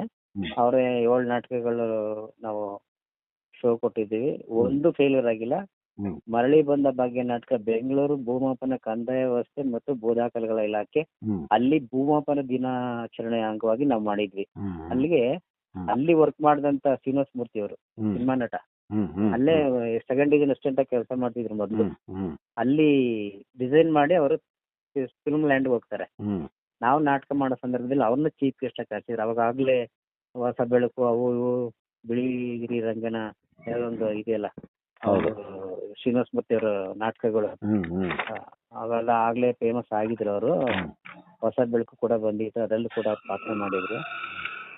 ಅವರು ನಾಟಕದ ಪ್ರಾರಂಭದಿಂದ ಕೊನೆವರೆಗೂ ನಾಟಕ ನೋಡದೆ ಅವ್ರು ಹೇಳಲಿಲ್ಲ ಮೇಲಕ್ಕೆ. ಬಹಳ ಆಸಕ್ತಿಯಿಂದ ಗಮನಿಸಿದ್ರು. ಎಲ್ಲಾರ ಅಭಿನಯ ನೋಡಿದಾರೆ ಅವರು ಆ ನಾಟಕದಲ್ಲಿ. ಆಮೇಲೆ ಅವ್ರ ಜೊತೆ ಇವರು ಬಂದಿದ್ರು, ತಿಮ್ಮಯ್ಯ ಅಂತ. ಆ ಹೊಸ ಬೆಳಕಿನಲ್ಲಿ ಆ ಡೆಲ್ಲಿನಲ್ಲಿ ಇದ್ದಾಗ ರಾಜ್ಕುಮಾರ್ ಬಾಸ್ ಅಯ್ಯಪ್ಪ, ಅಲ್ಲಿ ಒಂದು ಆಫೀಸ್ ಬಾಸ್ ಅಯ್ಯಪ್ಪ ತಿಮ್ಮಯ್ಯ ಅಂತ, ಅವರಿಬ್ರು ಕೂಡ ಬಂದಿದ್ರು ಅವತ್ತು. ಪೂರ್ತಿ ನಾಟಕ ನೋಡ್ಬಿಟ್ಟು ಎಷ್ಟು ಇಂಪ್ರೆಸ್ ಆದ್ರು ಅಂದ್ರೆ ಶ್ರೀನಿವಾಸ ಮೂರ್ತಿ ವೇದಿಕೆ ಮೇಲೆ ಬಂದು ಅವ್ರಿಗೆ ಹಾಕಿದ ಹಾರನ ನನ್ನ ಕೊರಳಿಗೆ ಹಾಕ್ಬಿಟ್ಟು, ಚಿತ್ರರಂಗಿ ನಿಮ್ಮಂತ ಕಲಾವಿದ್ರು ಬರ್ಬೇಕ್ರಿ ಬನ್ರಿ ಅಂತ. ಆ ನಾಟಕದಲ್ಲಿ ಪಾತ್ರ ಮಾಡಿದಂತ 5 ಜನನ ಸೆಲೆಕ್ಟ್ ಮಾಡ್ತಾರೆ ಅವರು. ಅದ್ರಲ್ಲಿ ನನಗೆ ಮೇನ್ ರೋಲ್ ಕೇತ ಅಂತ ಬರುತ್ತೆ. ನನಗೆ ಕೇತ ಅನ್ನೋ ಪಾತ್ರನ ಸೆಲೆಕ್ಟ್ ಮಾಡ್ತಾರೆ. ನಮ್ ತಂದೆ ಪಾತ್ರ ಆಯ್ಕೆ ಆಗಿದ್ದಾರೆ ಅದ್ ಮೊದ್ಲೇ. ಇವರು ಕರಿಬಸವಯ್ಯ ಅವ್ರು ಹೇಳ್ತಾರೆ, ಶ್ರೀನಿವಾಸ ಮೂರ್ತಿ ಅವರು, ಕರಿಬಸವಯ್ಯ ನಿಮ್ ತಂದೆ ಪಾತ್ರ, ಅವರು ಮಗನಾಗಿ ನಿಮ್ಮನ್ನ ಆಯ್ಕೆ ಮಾಡಿದೀವಿ ಅನ್ನೋ ಉದ್ದೇಶ ಬಾಡಿ ಲ್ಯಾಂಗ್ವೇಜ್ ಒಂದೇ ತರ ಇದೆ, ಹೋಲಿಕೆ ಇದೆ, ನೀವು ಬಹಳ ಚೆನ್ನಾಗಿ ಮಾಡ್ಬೇಕು ಆ ಸೀರಿಯಲ್ ಅಲ್ಲಿ ಅಂತ ಅವರು ಅವತ್ತು ಹೇಳ್ತಾರೆ. ಆಮೇಲೆ ಅವ್ರ ಮನೆ ಬೆಳ್ಳಿ ಬೆಟ್ಟ ಅಂತ ಇತ್ತು ಇದರಲ್ಲಿ, ಕತ್ತರಿಗುಪ್ಪೆನೆ ಏನು ಅನ್ಸುತ್ತೆ ಅಲ್ಲಿ, ಆ ಮನೆ ಅಲ್ಲಿ ಕರ್ಸ್ಕೊಂಡು ನಮ್ಗೆ ಅಡ್ವಾನ್ಸ್ ಆಗಿ ಡೈಲಾಗ್ಗಳೆಲ್ಲ ಕೊಟ್ಟು ಡ್ರೆಸ್ಸಸ್ ಎಲ್ಲ ಅಳತೆ ತಗೊಂಡು ಕಳಿಸ್ತಾರೆ. ನಾವು ಅನ್ನಪೂರ್ಣೇಶ್ವರಿ ಸ್ಟುಡಿಯೋ ಆಂಧ್ರಾಗ ಹೋಗ್ಬೇಕಾಗಿತ್ತು 1997 ಮೇನಲ್ಲಿ. ಅಲ್ಲಿ ಶೂಟಿಂಗ್ ಹೋಗ್ಬೇಕಾಯ್ತು ನಾನು. ಏಪ್ರಿಲ್ ಅಲ್ಲಿ ನನಗೆ ಅಪಾಯಿಂಟ್ಮೆಂಟ್ ಆರ್ಡರ್ ಬರುತ್ತೆ FD ಆಗಿ, ಲೋಕಸೇವಾ ಆಯೋಗದ ಕರ್ನಾಟಕ ಲೋಕಸೇವಾ KPSC ಸೆಲೆಕ್ಷನ್. ಆಗ ನಾನು FD ಆಯ್ಕೆ ಮಾಡ್ಕೋಬೇಕು ಅಥವಾ ಈ ಸೀರಿಯಲ್ಗೆ ಹೋಗ್ಬೇಕು ಅನ್ನೋದು ಒಂದು ಬಿಸ್ನೆಸ್ ಬಂದ್ಬಿಡ್ತದೆ ನನಗೆ. ಹ್ಮ್ ನಾನು ನೇರವಾಗಿ ಹೋಗಿ ಅವ್ರು ಶ್ರೀನಿವಾಸ ಮೂರ್ತಿ ಅವ್ರಿಗೆ ಹೇಳ್ಕೊಂಡೆ, ಹ್ಮ್ ಸರ್ ಈ ಥರ FDA ಅಪಾಯಿಂಟ್ಮೆಂಟ್ ಆರ್ಡರ್ ಬಂದಿದೆ, ಏನು ಮಾಡಬೇಕು ಅಂತ. ಹ್ಮ್ ಇದರಲ್ಲಿ ನಾನೇನು ಹೇಳೋದು, ಇದು ನಿಮ್ಮ ಜೀವನದ ಪ್ರಶ್ನೆ. ಹ್ಮ್ ಈ ಫೀಲ್ಡಲ್ಲಿ ನೀವು ಸಕ್ಸಸ್ ಆಯ್ತೀರಾ ಬಿಡ್ತೀರಾ ಅದು ಅದು ಆ ಧಾರಾವಾಹಿ ಬಂದ್ಮೇಲೆ ಶುರು ಆಗುತ್ತೆ ಅದ್ರ ಪ್ರಶ್ನೆ. ಹ್ಮ್ ಅಲ್ಲಿ ಸೆಲೆಕ್ಟ್ ಆಗ್ತೀರಾ ಇಲ್ವೋ ಅದು ಗೊತ್ತಿಲ್ಲ, ಹ್ಮ್ ನಿಮ್ಮ ಇಷ್ಟ ಅಂತ ಹೇಳ್ತಾರೆ ಅವರು. ಹ್ಮ್ ಅವಾಗ ನಾವು ಮನೆಯಲ್ಲೆಲ್ಲ ಡಿಸ್ಕಷನ್ ಮಾಡಿ, ಆಗಾಗಲೇ ನಾನು ಸೆಕೆಂಡ್ ಡಿವಿಷನಾಗಿ ವರ್ಕ್ ಮಾಡ್ತಿದ್ದೆ ಡಿಪಾರ್ಟ್ಮೆಂಟಲ್ಲಿ. ಅಲ್ಲಿಂದ KPSC ಎಕ್ಸಾಮ್ ಬಂದು FDA ಸೆಲೆಕ್ಟ್ ಆಗ್ತೀನಿ. ಹ್ಮ್ ಸೆಲೆಕ್ಟ್ ಆದಮೇಲೆ ನಾನು ಅಣ್ಣ ಬಸವಣ್ಣ ಧಾರಾವಾಹಿ ಬಿಟ್ಟು ಹ್ಮ್ ನಾನು FD ಆಗಿ ಹ್ಮ್ ಹೋಗಿ ಸೇರ್ಕೋತೀನಿ ಕೆಲಸಕ್ಕೆ. ಹ್ಮ್ ಹ್ಮ್ ಹ್ಮ್ ಅವರು ಅಲ್ಲೂ ಒಂದು ಮಾತು ಹೇಳ್ತಾರೆ, ಯಾರು ಶ್ರೀನಿವಾಸ ಮೂರ್ತಿ ಅವರು, ಹ್ಮ್ ನೀವು ಯಾವಾಗಾರ ಬನ್ನಿ, ಹ್ಮ್ ನಿಮಗೆ ಅವಕಾಶ ನಾನು ಕೊಡ್ತೀನಿ, ಹ್ಮ್ ಅಷ್ಟು ಟ್ಯಾಲೆಂಟ್ ಇದೆ ನಿಮಗೆ ಅಂತ ಹೇಳ್ತಾರೆ. ಹ್ಮ್ ಆಮೇಲೆ ನನ್ನ ದುರದೃಷ್ಟ ಈ ಕೆ ಶಿವರಾಮ್ ಇದಾರಲ್ಲ, ಹ್ಮ್ ಹ್ಮ್ ಹ್ಮ್ ಅವರು ಫಿಲಮ್ ಮಾಡ್ತಾ ಮಾಡ್ತಾ ಮಾಡ್ತಾ ಆಗೊಂದು ಸರ್ಕಾರ ಒಂದು ಸರ್ಕ್ಯುಲರ್ ಹೊರಡಿಸ್ತು. ಹ್ಮ್ ಸರ್ಕಾರದ ಪೂರ್ವಾನುಮತಿ ಪಡೆಗೆ ಯಾವುದೇ ಸೀರಿಯಲ್ ಆಗಲಿ ಅಥವಾ ಚಲನಚಿತ್ರಗಳಲ್ಲಾಗಲಿ ನಟಿಸ್ಬಾರ್ದು ಅನ್ನೋಂಥ ಸರ್ಕ್ಯುಲರ್ ಹೊರಡಿಸ್ತಾರೆ ಹೌದು 97ರಲ್ಲಿ. ಹೌದು. ಅಲ್ಲಿಗೆ ನಂದು ಆಸೆ ಅಲ್ಲಿ ಕಮರೋಯ್ತು. ಹ್ಮ್ ಈಗ ಕೆಲಸ ಬಿಟ್ಟು ಅಲ್ಲಿ ಹೋಗೋದಂಗೆ, ಹೋಗ್ಬೇಕಾದ್ರೂ ಈ ಪೂರ್ವಾನುಮತಿ ಪಡೆಯೋದಂಗೆ. ಹ್ಮ್ ನಾವು ಮೊದಲೇ ಅಡ್ವಾನ್ಸ್ ಆಗಿ ಸ್ಕ್ರಿಪ್ಟ್ ಕೊಟ್ಟು ಸರ್ಕಾರದಕ್ಕೆ ಅದನ್ನ ಹೇಳಿ, ಹ್ಮ್ ಸರ್ಕಾರಕ್ಕೆ ಏನು ಅದರಲ್ಲಿ ಇದಿರಬಾರ್ದು, ಸರ್ಕಾರದ ವಿರುದ್ಧ ಹೌದು. ಯಾವುದೇ ಸಂದೇಶಗಳಿರಬಾರ್ದು, ಹ್ಮ್ ಮತ್ತೆ ಸೀನ್ಗಳು ಆ ಥರ ಇರಬಾರ್ದು, ಹ್ಮ್ ಏನೇನೋ ಕಂಡೀಷನ್ಸ್ ಇದ್ದಾವೆ ಅವು. ಹೌದು. ಹಂಗೆಲ್ಲ ಇದ್ದಾಗ ಏನು ಮಾಡಿದೆ, ನಾನು ಕಂಪ್ಲೀಟ್ ಆಗಿ ಅದು ಬಿಟ್ಟೆ. ಆಮೇಲೆ ಅಲ್ಲಿ ಇಲ್ಲಿ ಒಂಚೂರು ನಾಟಕಗಳು ಮಾಡಿಕೊಂಡು ಅದನ್ನು ಮುಂದುವರಿಸಿದೆ. ಆಮೇಲೆ ಇಲ್ಲಿ ಹೇಳಿ ಹೇಳಿ. ಪ್ರಚಂಡ ರಾವಣ ಅಂತ ಒಂದು ನಾಟಕ ಮಾಡಿದ್ವಿ ಹ್ಮ್ ಇಲ್ಲಿ ವಿಜಯನಗರದಲ್ಲಿ. ಹ್ಮ್ ಅಲ್ಲಿ ಚಿತ್ರಾಸುರ ವಿಚಿತ್ರಾಸುರ ಅಂತ 2 ಹಾಸ್ಯ ಪಾತ್ರಗಳಿರ್ತವೆ. ಹ್ಮ್ ಹ್ಮ್ ಆ 2 ಹಾಸ್ಯ ಪಾತ್ರಗಳಲ್ಲಿ ನಾನೊಂದು, ಚೆಲುವರಾಜ್ ಒಂದು ಕಾಲೋನಿ ಹುಡುಗ. ಹ್ಮ್ ಇಲ್ಲಿ ಮಾಡಿ ಅದು ಸಕ್ಸಸ್ ಆಗುತ್ತೆ. ಹ್ಮ್ ಸಕ್ಸಸ್ ಆದ ತಕ್ಷಣ ನಮಗೆ ಗಣಪತಿ ಪೆಂಡಲಲ್ಲಿ ಒಂದು ಅವಕಾಶ ಕೊಡ್ತಾರೆ. ಗಣಪತಿ ಪೆಂಡಲ್. ಹಾ, ಅದನ್ನ ನೀವು ಆಕ್ಟ್ ಮಾಡಬೇಕು ಅಂತ ನಮ್ಮ ಡೈರೆಕ್ಷನ್ ಇವ್ರದ್ದು ಸಿದ್ದರಾಜು, ಹ್ಮ್ ಹ್ಮ್ ಹ್ಮ್ ಹಳೆ ಕಲಾವಿದರದಾರಲ್ಲ, ಹೌದೌದು. ಆರ್ಕೆಸ್ಟ್ರಾ ಕಲಾವಿದರು, ಅವರೇ ಡೈರೆಕ್ಷನ್ ಮಾಡಿದ್ದು. ನಾವು ಅಲ್ಲಿ ಹೋಗ್ಬೇಕಾದ್ರೆ ಹ್ಮ್ ಈ ಚಿತ್ರಾಸುರ ನಾನು, ವಿಚಿತ್ರಾಸುರ ಚೆಲುವರಾಜು. ಹ್ಮ್ ಆ ಚೆಲುವರಾಜು ಕೈ ಕೊಡ್ತಾನೆ, ಹ್ಮ್ ಬರಲ್ಲ ಅವನು, ಹ್ಮ್ ನಾಟಕದ ದಿನನೇ ಬರಲ್ಲ ಅವನು. ಹ್ಮ್ ಆಗ ಸಿದ್ದರಾಜ್ ಅವ್ರು ಏನ್ ಮಾಡೋದು ಮೂರ್ತಿ, ಹಿಂಗ ಆಗ್ಬಿಡ್ತು ಅಂತ ಹೇಳ್ತಾರೆ. ಹ್ಮ್ ಆ ಸಂದರ್ಭದಲ್ಲಿ ನಾನೇನ್ ಮಾಡ್ತೀನಿ, ಹ್ಮ್ ಅವು ಪ್ರಾಕ್ಟೀಸ್ ಮಾಡ್ತಾ ಮಾಡ್ತಾ ಮಾಡ್ತಾ 2 ಪಾತ್ರಗಳದ್ದು ಸಂಭಾಷಣೆ ನನಗೆ ಬಾಯಾಟ ಆಗಿತ್ತು. ಹ್ಮ್ ನೀವೇನು ಯೋಚನೆ ಮಾಡಿ ಸರ್, ನಾನು ಟಚ್ ಕೊಡ್ತೀನಿ. ಹ್ಮ್ ತ್ರಿನೇತ್ರಾಸುರ ಅಂತ ಒಂದು ಪಾತ್ರ ಇದೆ, ಹ್ಮ್ ಅವನಿಗೆ ನಾನು 2 ಪಾತ್ರಗಳದ್ದು ಡೈಲಾಗ್ ನಾನು ಟಚ್ ಕೊಡ್ತೀನಿ, ಹ್ಮ್ ಮಾಡೋಣ ಸರ್ ಅಂದ್ಬಿಟ್ಟು ಮಾಡಿದ್ವಿ. ಹ್ಮ್ ಬಹಳ ಅದ್ಭುತವಾಗಿ ಬಂತಲ್ಲಿ. ಹ್ಮ್ ಸಿದ್ದರಾಜ್ ಅವರು ಬಹಳ ಖುಷಿ ಪಟ್ರು, ಬೆಂತಟ್ಟಿದ್ರು. ಹ್ಮ್ ನಾನು ತಬ್ಕೊಂಡು ಮುದ್ದಾಡ್ಬಿಟ್ರು, ಅಯ್ಯಪ್ಪ ಹ್ಮ್ ಹ್ಮ್ ಹೆಂಗ್ ಮೂರ್ತಿ ನೀನು ಈ ತರ ಎಲ್ಲ ಮ್ಯಾನೇಜ್ ಮಾಡಿದೆ ಅಂತ. ಹ್ಮ್ ಇನ್ನೊಂದ್ಸರಿ ಅದೇ ಪೆಂಡಾಲಲ್ಲಿ ಹ್ಮ್ ಒಂದು ನಾಟಕ ಮಾಡ್ತೀವಿ, ಕಿವುಡರ ಸವಾಸ ಅಂತ. ಹ್ಮ್ ಅದ್ರಲ್ಲಿ ಒಂದು ಪಾತ್ರ ಮಾಡಿದವರು ಎಲ್ ಸಿ ರಾಜ್ ಅವರು ತಮ್ಮ ಹ್ಮ್ ಎಲ್ ಸುರೇಶ್ ಅವರು. ಸುರೇಶ್. ಅದು ಹಾಸ್ಯ ಪಾತ್ರ ಅದು. ಹ್ಮ್ ಅದರಲ್ಲಿ ಸಣ್ಣಕ್ಲೆ ಇರೋದು ಅಥವಾ ಏನೋ ಒಂಥರ ಅವ್ರ ಪರ್ಸನಾಲಿಟಿ ಕಂಡಮ್ ಮಾಡೋವಂಥದ್ದು ಹಾಸ್ಯ ಅಲ್ಲ, ನಾಟಕ ಅಲ್ವಾ. ಹೌದು. ಆ ಥರ ಎಲ್ಲ ಆ ಪದಗಳು ಬಳಸಿದ್ರೆ ಜನ ನಗೋದು. ಹ್ಮ್ ಅವ್ರೇನ್ ಮಾಡ್ತಾರೆ, ಇಲ್ಲ ನನ್ಗೆ ಈ ತರ ಎಲ್ಲ ಡೈಲಾಗ್ ಇದೆ, ನಾನು ಮಾಡಲ್ಲ ಅನ್ನೋದು. ನಾಟಕ ನಾಳೆ ಅನ್ನಂಗೆ ಕೈ ಕೊಡ್ತಾರೆ ಅವ್ರು, ಹ್ಮ್ ಹ್ಮ್ ನಾನು ಮಾಡಲ್ಲ ಅಂತಾರೆ. ಹ್ಮ್ ಏನ್ ಮಾಡ್ಬೇಕು, ಹ್ಮ್ ನಾನೊಂದು ಪಟೇಲನ್ ಪಾತ್ರ ಮಾಡ್ತಾ ಇದ್ದೆ. ಹ್ಮ್ ಆ ಪಟೇಲನ್ ಪಾತ್ರನಿಗೂ ಹ್ಮ್ ಈ ಪಾತ್ರಕ್ಕೂ ಲಿಂಕ್ ಇರ್ಲಿಲ್ಲ. ಹ್ಮ್ ನಾನೇನ್ ಮಾಡಿದೆ ಅಂದ್ರೆ 2 ಪಾತ್ರಗಳನ್ನ ನಿಭಾಯಿಸಿದ್ದೆ ಅವತ್ತು. ಹ್ಮ್ ಹ್ಮ್ ಪಟೇಲ್ ಪಾತ್ರ ಮಾಡೋದು, ಓಡೋಗೋದು, ಡ್ರೆಸ್ ಇಮಿಡಿಯೇಟ್ ಆಗಿ ಬಿಚ್ಚಾಕೋದು, ಮೇಕಪ್ ಚೇಂಜ್ ಮಾಡ್ಕೊಳ್ಳೋದು, ಹ್ಮ್ ಆ ಪಾತ್ರಕ್ಕೆ ಸೂಟ್ ಆಗೋಂತ ಡ್ರೆಸ್ ಹಾಕೊಳ್ಳೋದು, ಬರೋದು, ಹ್ಮ್ ಹಿಂಗಾಗಿ ಹಿಂಗ್ ಮ್ಯಾನೇಜ್ ಮಾಡಿ ಆ ನಾಟಕನ ಎಲ್ ಸಿ ರಾಜವ್ರ ತಮ್ಮ ಹ್ಮ್ ಅವತ್ ಬಂದು ಮುಂದೆ ಕುತ್ಕೊಂಡು ನೋಡಿದಾರೆ ಅವರು. ಹ್ಮ್ ಹ್ಮ್ ನಾನು ಒಂದೇ ಮತ್ತೆ ಜಾಸ್ತಿ ಏನು ಇದ್ ಮಾಡ್ಲಿಲ್ಲ, ಹ್ಮ್ ಈಗ ಬರ್ಲಿಲ್ಲಂತ ನಾಟಕ ನಿಂತೋಗ್ಲಿಲ್ಲ ಅಲ್ವಾ ಅಂತಂದೆ ಅಷ್ಟೇ. ಹ್ಮ್ ಅವ್ರು ಹೇಳ್ತಾರೆ ನನ್ ತಪ್ಪಾಯ್ತು ಮುರ್ತಣ, ಹ್ಮ್ ಬಟ್ ನಾನ್ ಮಾಡ್ದಿರೋದೇ ಒಳ್ಳೇದಾಯ್ತು ಅನ್ನೋ ಮಾತನ್ನ ಹೇಳ್ತಾರೆ ಅವರು. ಹ್ಮ್ ಹ್ಮ್ ಯಾಕೆ, ಹ್ಮ್ ಇಲ್ಲ ನಾನ್ ಮಾಡಿದ್ರೆ ಈ ನಾಟಕ ಇಷ್ಟು ಮಟ್ಟಕ್ಕೆ ಸಕ್ಸಸ್ ಆಯ್ತಿರ್ಲಿಲ್ಲ. ಹ್ಮ್ ನೀವು 2 ಪಾತ್ರನ ಬೇರೆ ಬೇರೆ ಡಿಫ್ರೆಂಟ್ ಆಗಿ ಮಾಡಿದ್ರಿ, ಹ್ಮ್ ನಾನ್ ಮಾಡಿದ್ರೆ ನಾಟಕ ಫೇಲ್ಯೂರ್ ಆಗ್ಬಿಟ್ಟಿದ್ದು ಮುರ್ತಣ ಅನ್ನೋ ಮಾತನ್ನ ಅವ್ರು ಹೇಳ್ತಾರೆ. ಅದು ಖುಷಿ ನನಗೆ, 2 ಸೇರಿ ಆ ತರ ಒಂದು ಪಾತ್ರಗಳನ್ನ ಮಾಡಕ್ ಆಯ್ತು ನನಗೆ. ಸರ್, ಈಗ ನಿಮ್ಮ ಈ ಎಲ್ಲಾ ಸಾಂಸ್ಕೃತಿಕ ಅಭಿರುಚಿಗಳು ಈಗಲೂ ನಿಮ್ಮಲ್ಲಿ ಹಾಗೆಯೇ ಉಳಿದುಕೊಂಡಿವೆ ಹೌದು. ಎಂಬುದನ್ನು ಗಮನಿಸಿದ್ದೇವೆ. ಈ ಬಗ್ಗೆ ಏನು ಹೇಳುತ್ತೀರಿ? ನನಗೆ ಈಗ ನಾಟಕಗಳಿಗೆ ಜನ ಬರ್ತಾ ಇಲ್ವಲ್ಲ, ಹಾಗಾಗಿ ನಾಟಕ ಪ್ರದರ್ಶನವನ್ನ ಸ್ಥಗಿತ ಮಾಡಿದೀವಿ ಈಗ. ಸಾಮಾಜಿಕ ನಾಟಕಗಳಿಗೆ ಎಲ್ಲೂ ಪ್ರಯೋಗ ಮಾಡ್ತಾ ಇಲ್ಲ, ಅಲ್ಲಿ ಇಲ್ಲಿ ಪೌರಾಣಿಕ ಬಿಟ್ರೆ ಸಾಮಾಜಿಕ ನಾಟಕನ ಯಾರು ಇದ್ ಮಾಡ್ತಾ ಇಲ್ಲ. ಹಂಗಾಗಿ ನಾವು ನಮ್ಗೆ ಆಸಕ್ತಿ ಏನಿದೆ ಮಾಡಿದ್ರೆ ಮಾಡ್ತೀವಿ, ಜನ ಬರಲ್ವಲ್ಲ ಅನ್ನೋ ಬೇಜಾರಿದೆ. ಅದು ಬಿಟ್ರೆ ಈಗ ನಾವು ಜಾಸ್ತಿ ಇನ್ವಾಲ್ವ್ ಆಗಿರೋದು ಈ ಹಾಡು ಇದರಲ್ಲಿ. ಈ ಒಂದು ನಾವು ಟೀಮ್ ಮಾಡ್ಕೊಂಡಿದ್ದೀವಲ್ಲ, ಅಲ್ಲಿ ವಿನಯ್ ಕುಮಾರ್ ಇದಾರೆ, ಮೊಹಮ್ಮದ್ ಶಲಿ ಗೋಪಾಲ್ ಇದಾರೆ, ಆಮೇಲೆ ಮತ್ತೆ ದೇವರಾಜ್ ಅಂತ ಇದ್ರು, ಅವರು ಉಡುಪಿಗೆ ಹೊರಟಿದ್ರು ಅಸಿಸ್ಟೆಂಟ್ ಪ್ರೊಫೆಸರ್ ಆಗಿ. ಈ ಒಂದು ಟೀಮ್ ಅಲ್ಲಿ ನಾವು ಸಕ್ರಿಯವಾಗಿ ಈಗ ಈಗಲೂ ಕೂಡ ಯಾರಾದ್ರು ಕರೆದ್ರೆ ಹೋಗಿ ಪ್ರೀತಿಯಿಂದ ಆಡ್ಬಿಟ್ಟು ಬರ್ತೀವಿ. ಪ್ರೀತಿಯಿಂದ ಏನಾದ್ರು ಕೊಟ್ರೆ ಇಸ್ಕೊಂಡು ಬರ್ತೀವಿ, ಬೇಡ ಅನ್ನಲ್ಲ, ಬಟ್ ಡಿಮ್ಯಾಂಡ್ ಮಾಡಲ್ಲ ಅಷ್ಟೇ.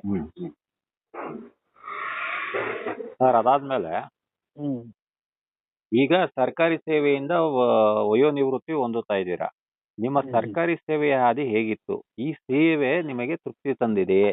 ಆ ಪಯಣದ ಬಗ್ಗೆ ಹೇಳಿ. ಖಂಡಿತ. ಪ್ರಾರಂಭದಲ್ಲಿ ಸರ್ವೆ ಇಲಾಖೆಯಲ್ಲಿ ಇದ್ದಾಗ ಅದು ರೀಸರ್ವೆ ಅಂತ, ಅದು ಅನುದಾನ ಬಿಡುಗಡೆ ಆದ್ರೆ ಮಾತ್ರ ಸ್ಯಾಲ್ರಿ ಆಗ್ತಿತ್ತು. ಅವಾಗ ಸ್ವಲ್ಪ ಕಷ್ಟ ಆಯ್ತು ನಮ್ಗೆ. 3 ತಿಂಗಳು 4 ತಿಂಗಳು 5 ತಿಂಗಳು ಈ ತರ ಸಂಬಳ ಆಗ್ತಿತ್ತು. ಸರ್ಕಾರಿ ಕೆಲಸದಲ್ಲಿ ಇದ್ರೂ ಕೂಡ ಜೀವನ ನಿರ್ವಹಣೆ ಬಹಳ ಕಷ್ಟ ಆಗ್ತಿತ್ತು ಅವಾಗ. ಅಲ್ಲಿಂದ ಅಲ್ಲಿ ಕುಶಾಲನಗರದಲ್ಲಿ ನಾವು ಕೆಲಸ ಮಾಡ್ತಿದ್ದಿದ್ದು, ರೀಸರ್ವೆ, ಕೊಡಗು ಮರು ಭೂಮಾಪನ ಅಂತ, ಅದೊಂದು ಸ್ಕೀಮ್. ಅಲ್ಲಿ ಕೆಲಸ ಮಾಡ್ತಿದ್ದಾಗ ಆಗ ಸಾಕಷ್ಟು ಇದಾಯ್ತು. ಆ ಸಂದರ್ಭದಲ್ಲಿ ನಮಗೂ ಈ ಹ್ಯಾಂಡ್ ರೈಟಿಂಗ್ ಸ್ವಲ್ಪ ನಮ್ಗೆ ಬೆನಿಫಿಟ್ ಆಯ್ತು. ಟೈಪಿಸ್ಟ್ ಏನ್ ಮಾಡಿದ್ರು, ಒಂದ ಕುದುರೆಯಿಂದ ಟೈಪಿಸ್ಟ್ ಕೆಲಸ ಮಾಡ್ತಿದ್ದನು. ಒಂದ್ 4 ತಿಂಗಳ ಮಟ್ಟಿಗೆ ಲಾಂಗ್ ಲೀವ್ ಹಾಕ್ಬಿಟ್ಟ.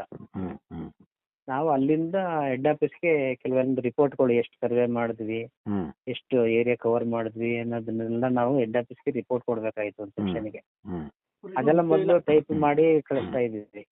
ಯಾವಾಗ ಟೈಪಿಸ್ಟ್ ಕೈ ಕೊಟ್ರು, ನನ್ನ ಕೈಲೇ ಬರ್ಸಿ, ಮಲ್ಲಿಕಾರ್ಜುನಿ ಅಂತ ಡಿ ಇದ್ರು ಡೆಪ್ಟಿ ಡೈರೆಕ್ಟರ್, ಅದನ್ನೆಲ್ಲ ರಿಪೋರ್ಟ್ನ ನನ್ನ ಕೈಲೇ ಬರ್ಸಿ ಹೆಡ್ ಆಫೀಸ್ ಕಳಿಸ್ತಾ ಇದ್ರು. 1-2 ತಿಂಗಳು ಹತ್ರ ಕಳಿಸಿದ್ರು.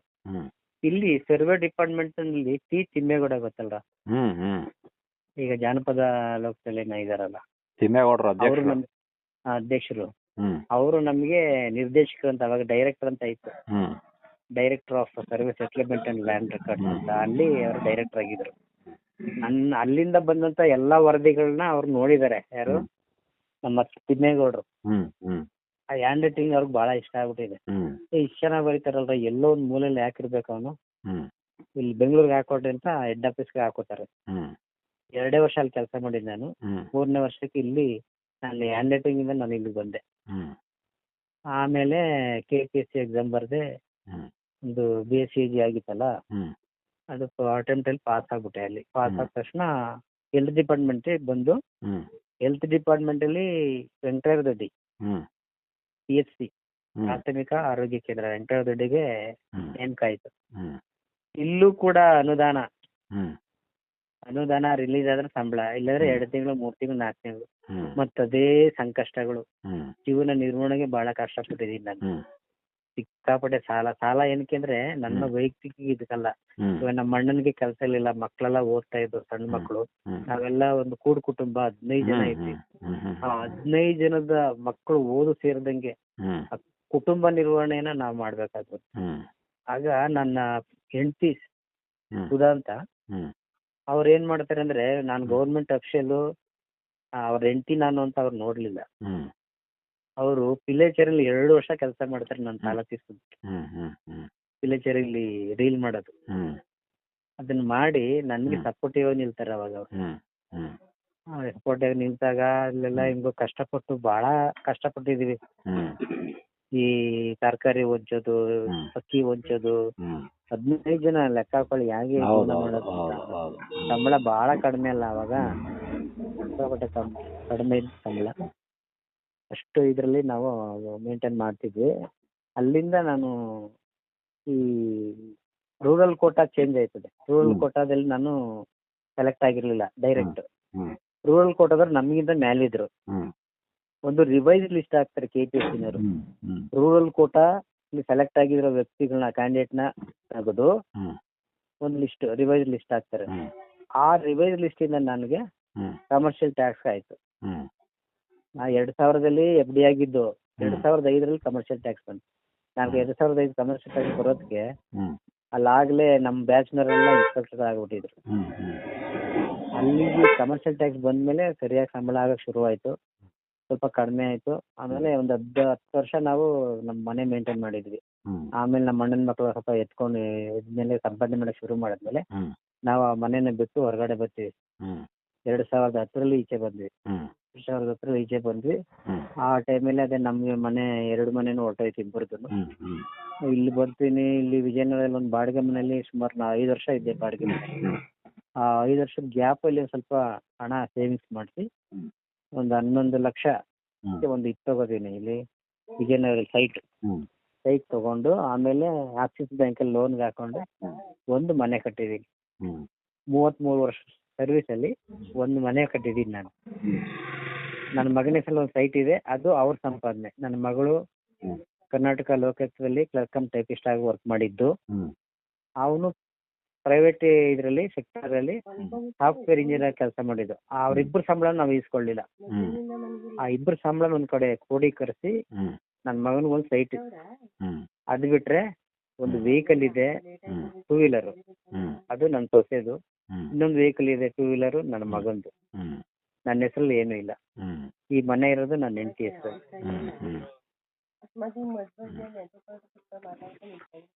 ಆಮೇಲೆ ಸರ್, ನಿಮ್ಮ ವಿಶ್ರಾಂತ ಜೀವನ ಹೇಗಿರಬೇಕೆಂದು ಏನಾದರೂ ಯೋಜನೆ ಹಾಕಿಕೊಂಡಿದ್ದೀರಾ? ಹಾಗೇನಾದ್ರು ಇದ್ದರೆ ಆ ಯೋಜನೆಗಳ ಬಗ್ಗೆ ಹೇಳಿ. ಏನು ವಿಶ್ರಾಂತ ಜೀವನದಲ್ಲಿ ನಮಗೆ ಆದಷ್ಟು ಎಲ್ಲೂ ಹೋಗಿ ದುಡಿಬೇಕು ಅಂತ ಅನ್ಕೊಂಡಿಲ್ಲ. ಮಕ್ಕಳು ಅದಕ್ಕೆ ಅವಕಾಶ ಕೊಡೋದಿಲ್ಲ. ಇಷ್ಟು ವರ್ಷ ದುಡಿದಿರಿ ಸಾಕು ಅನ್ನೋ ಲೆಕ್ಕದಲ್ಲಿ ಮಾತಾಡ್ತಿದ್ದಾರೆ. ಆದಷ್ಟು ಈ ಕಲ್ಚರಲ್ ಆಕ್ಟಿವಿಟೀಸ್ಗೆ ತೊಡಗಿಸ್ಕೋಬೇಕು ಅನ್ಕೊಂಡಿದೀನಿ. ಈ ಕತೆ ಬರಿತಾ ಇದ್ದೀನಿ, ಕತೆಗಳು ಒಂದಷ್ಟು ಬರ್ದಿದ್ದೀನಿ. ಕತೆ, ಕಾವ್ಯ, ಮತ್ತೆ ಹಾಡುಗಳು, ಹಾಡು ಹೇಳೋದು, ಈ ತಬಲ ನುಡಿಸೋದು, ಇದನ್ನೆಲ್ಲ ಮುಂದುವರಿಸ್ಬೇಕು ಅನ್ಕೊಂಡಿದೀನಿ. ಚೂರು ಈ ಟೆನ್ಷನ್ ಇಲ್ದಿರೋ ಜೀವನ ಮಾಡ್ಬೇಕು ಅನ್ಕೊಂಡು.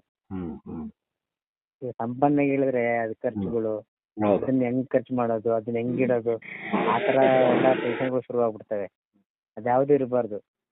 ಒಂದು ನಾಟಕ ಇರ್ಬೋದು. ನಾಟಕ ಅಂದ್ರೆ ಈಗ ಕಷ್ಟ ಆಗುತ್ತೆ. ಅದ್ ಬಿಟ್ರೆ ಕತೆ ಕವನ ಬರ್ಕೊಂಡು ತಬಲ ನುಡಿಸ್ಕೊಂಡು ನಮ್ ಜೊತೆ ಆಡೋರು ಇದ್ದಾರಲ್ಲ, ವಿನಯ್ ಕುಮಾರ್ ಅವರು, ಆಮೇಲೆ ಬೊಮ್ಮಶ್ನಳ್ಳಿ ಗೋಪಾಲ್ ಇದ್ದಾರೆ, ಇವ್ರನ್ನೆಲ್ಲ ವಿಶ್ವಾಸಕ್ಕೆ ತಗೊಂಡು ಮಾಡೋಣ ಅನ್ಕೊಂಡಿದ್ದೆ.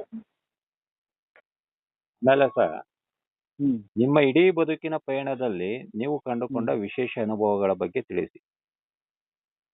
ವಿಶೇಷ ಅನುಭವಗಳು, ನಾವು ಕಲಾವಿದನಾಗಿ ಗುರುತಿಸ್ಕೊಂಡಿದ್ದು ಬಹಳ ವಿಶೇಷ.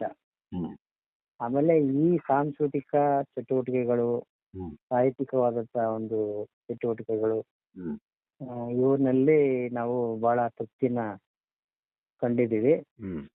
ಕೆಲಸದಲ್ಲೂ ಕೂಡ ನಾನು ಎಲ್ಲೂ ಕಳಪೆಯಾಗಿ ಕೆಲಸ ಮಾಡಿದ ನಿದರ್ಶನಗಳಿಲ್ಲ. ನಮ್ಮ ಹ್ಯಾಂಡ್ ರೈಟಿಂಗ್ ಒಂದು ಹೈಲೈಟ್. ಯಾವುದೇ ಆಫೀಸಲ್ಲಿ ಹೋದ್ರು ನನ್ನ ಹ್ಯಾಂಡ್ ರೈಟಿಂಗ್ ನ ಎಲ್ಲ ಮೆಚ್ಕೋತಾ ಇದ್ರು. ಆಫೀಸರ್ಸ್ ಎಲ್ಲ ಮೆಚ್ಕೋತಾ ಇದ್ರು, ಸ್ಟಾಫ್ ಮೆಚ್ಕೋತಾ ಇದ್ರು. ನನ್ನ ಕೈಲಿ ಅಟೆಂಡೆನ್ಸ್ ಬರ್ಸೋದು, ಇನ್ನೇನೋ ಬರ್ಸೋದು, ಆಮೇಲೆ ಪೋಸ್ಟ್ಗಳು ಬರ್ಸೋದು, ಇವೆಲ್ಲ ನನ್ನ ಕೈಲೇ ಮಾಡಿಸ್ತಾ ಇದ್ರು. ಹಾಗಾಗಿ ಈ ಒಂದು ಚಿತ್ರಕಲೆ, ಆ ಒಂದು ಇದನ್ನು ನಾನು ಬಹಳ ಎಂಜಾಯ್ ಮಾಡಿದ್ದೀನಿ. ಅಷ್ಟೇ. ಸರ್, ಈಗ 5 ಜನ ಅಂದ್ರಲ್ಲ, 5 ಜನದ ಹೆಸರು ಹೇಳಿ. HV ರಾಮು. HV ರಾಮು ಅಲ್ಲ, HV ರಾಮು. HV ರಾಮು. ಎರಡನೇವರು ವೆಂಕಟಾಂಜನಿ ಅಂತ. ವೆಂಕಟಾಂಜನಿ. ಅವ್ರು ಈಗಿಲ್ಲ, ಅವರು ತೀರ್ಕೊಂಡ್ರು. ಓಕೆ. ಆಮೇಲೆ ಆನಂತರ ನಮ್ಮ ಅಕ್ಕ ಶಾರದಮ್ಮ ಅಂತ. ಶಾರದಮ್ಮ. ಶಾರದಮ್ಮ ಆದ್ಮೇಲೆ HV ಹನುಮಂತು. HV ಹನುಮಂತು ಆದ್ಮೇಲೆ ನಾನು. ನೀವು ಕೊನೆಯವರು. ಕೊನೆಯವರು. ನಿಮ್ ತಂದೆಯವ್ರ ಹೆಸರೇನು ಸರ್? ವೆಂಕಟ ಹನುಮಯ್ಯ. ಎಷ್ಟು ವರ್ಷ ಇದ್ರು ಸರ್ ಇವರು? ಇವರು ಒಂದು 65 ವರ್ಷ ಇದ್ರು. ವೆಂಕಟ ಹನುಮಯ್ಯ. ನಮ್ಮ ತಾಯಿ ಒಂದು 60 ವರ್ಷ ಬದುಕಿದ್ರು. ತಾಯಿ ಹೆಸರೇನು ಸರ್? ಲಕ್ಷ್ಮಮ್ಮ. ಲಕ್ಷ್ಮಮ್ಮ.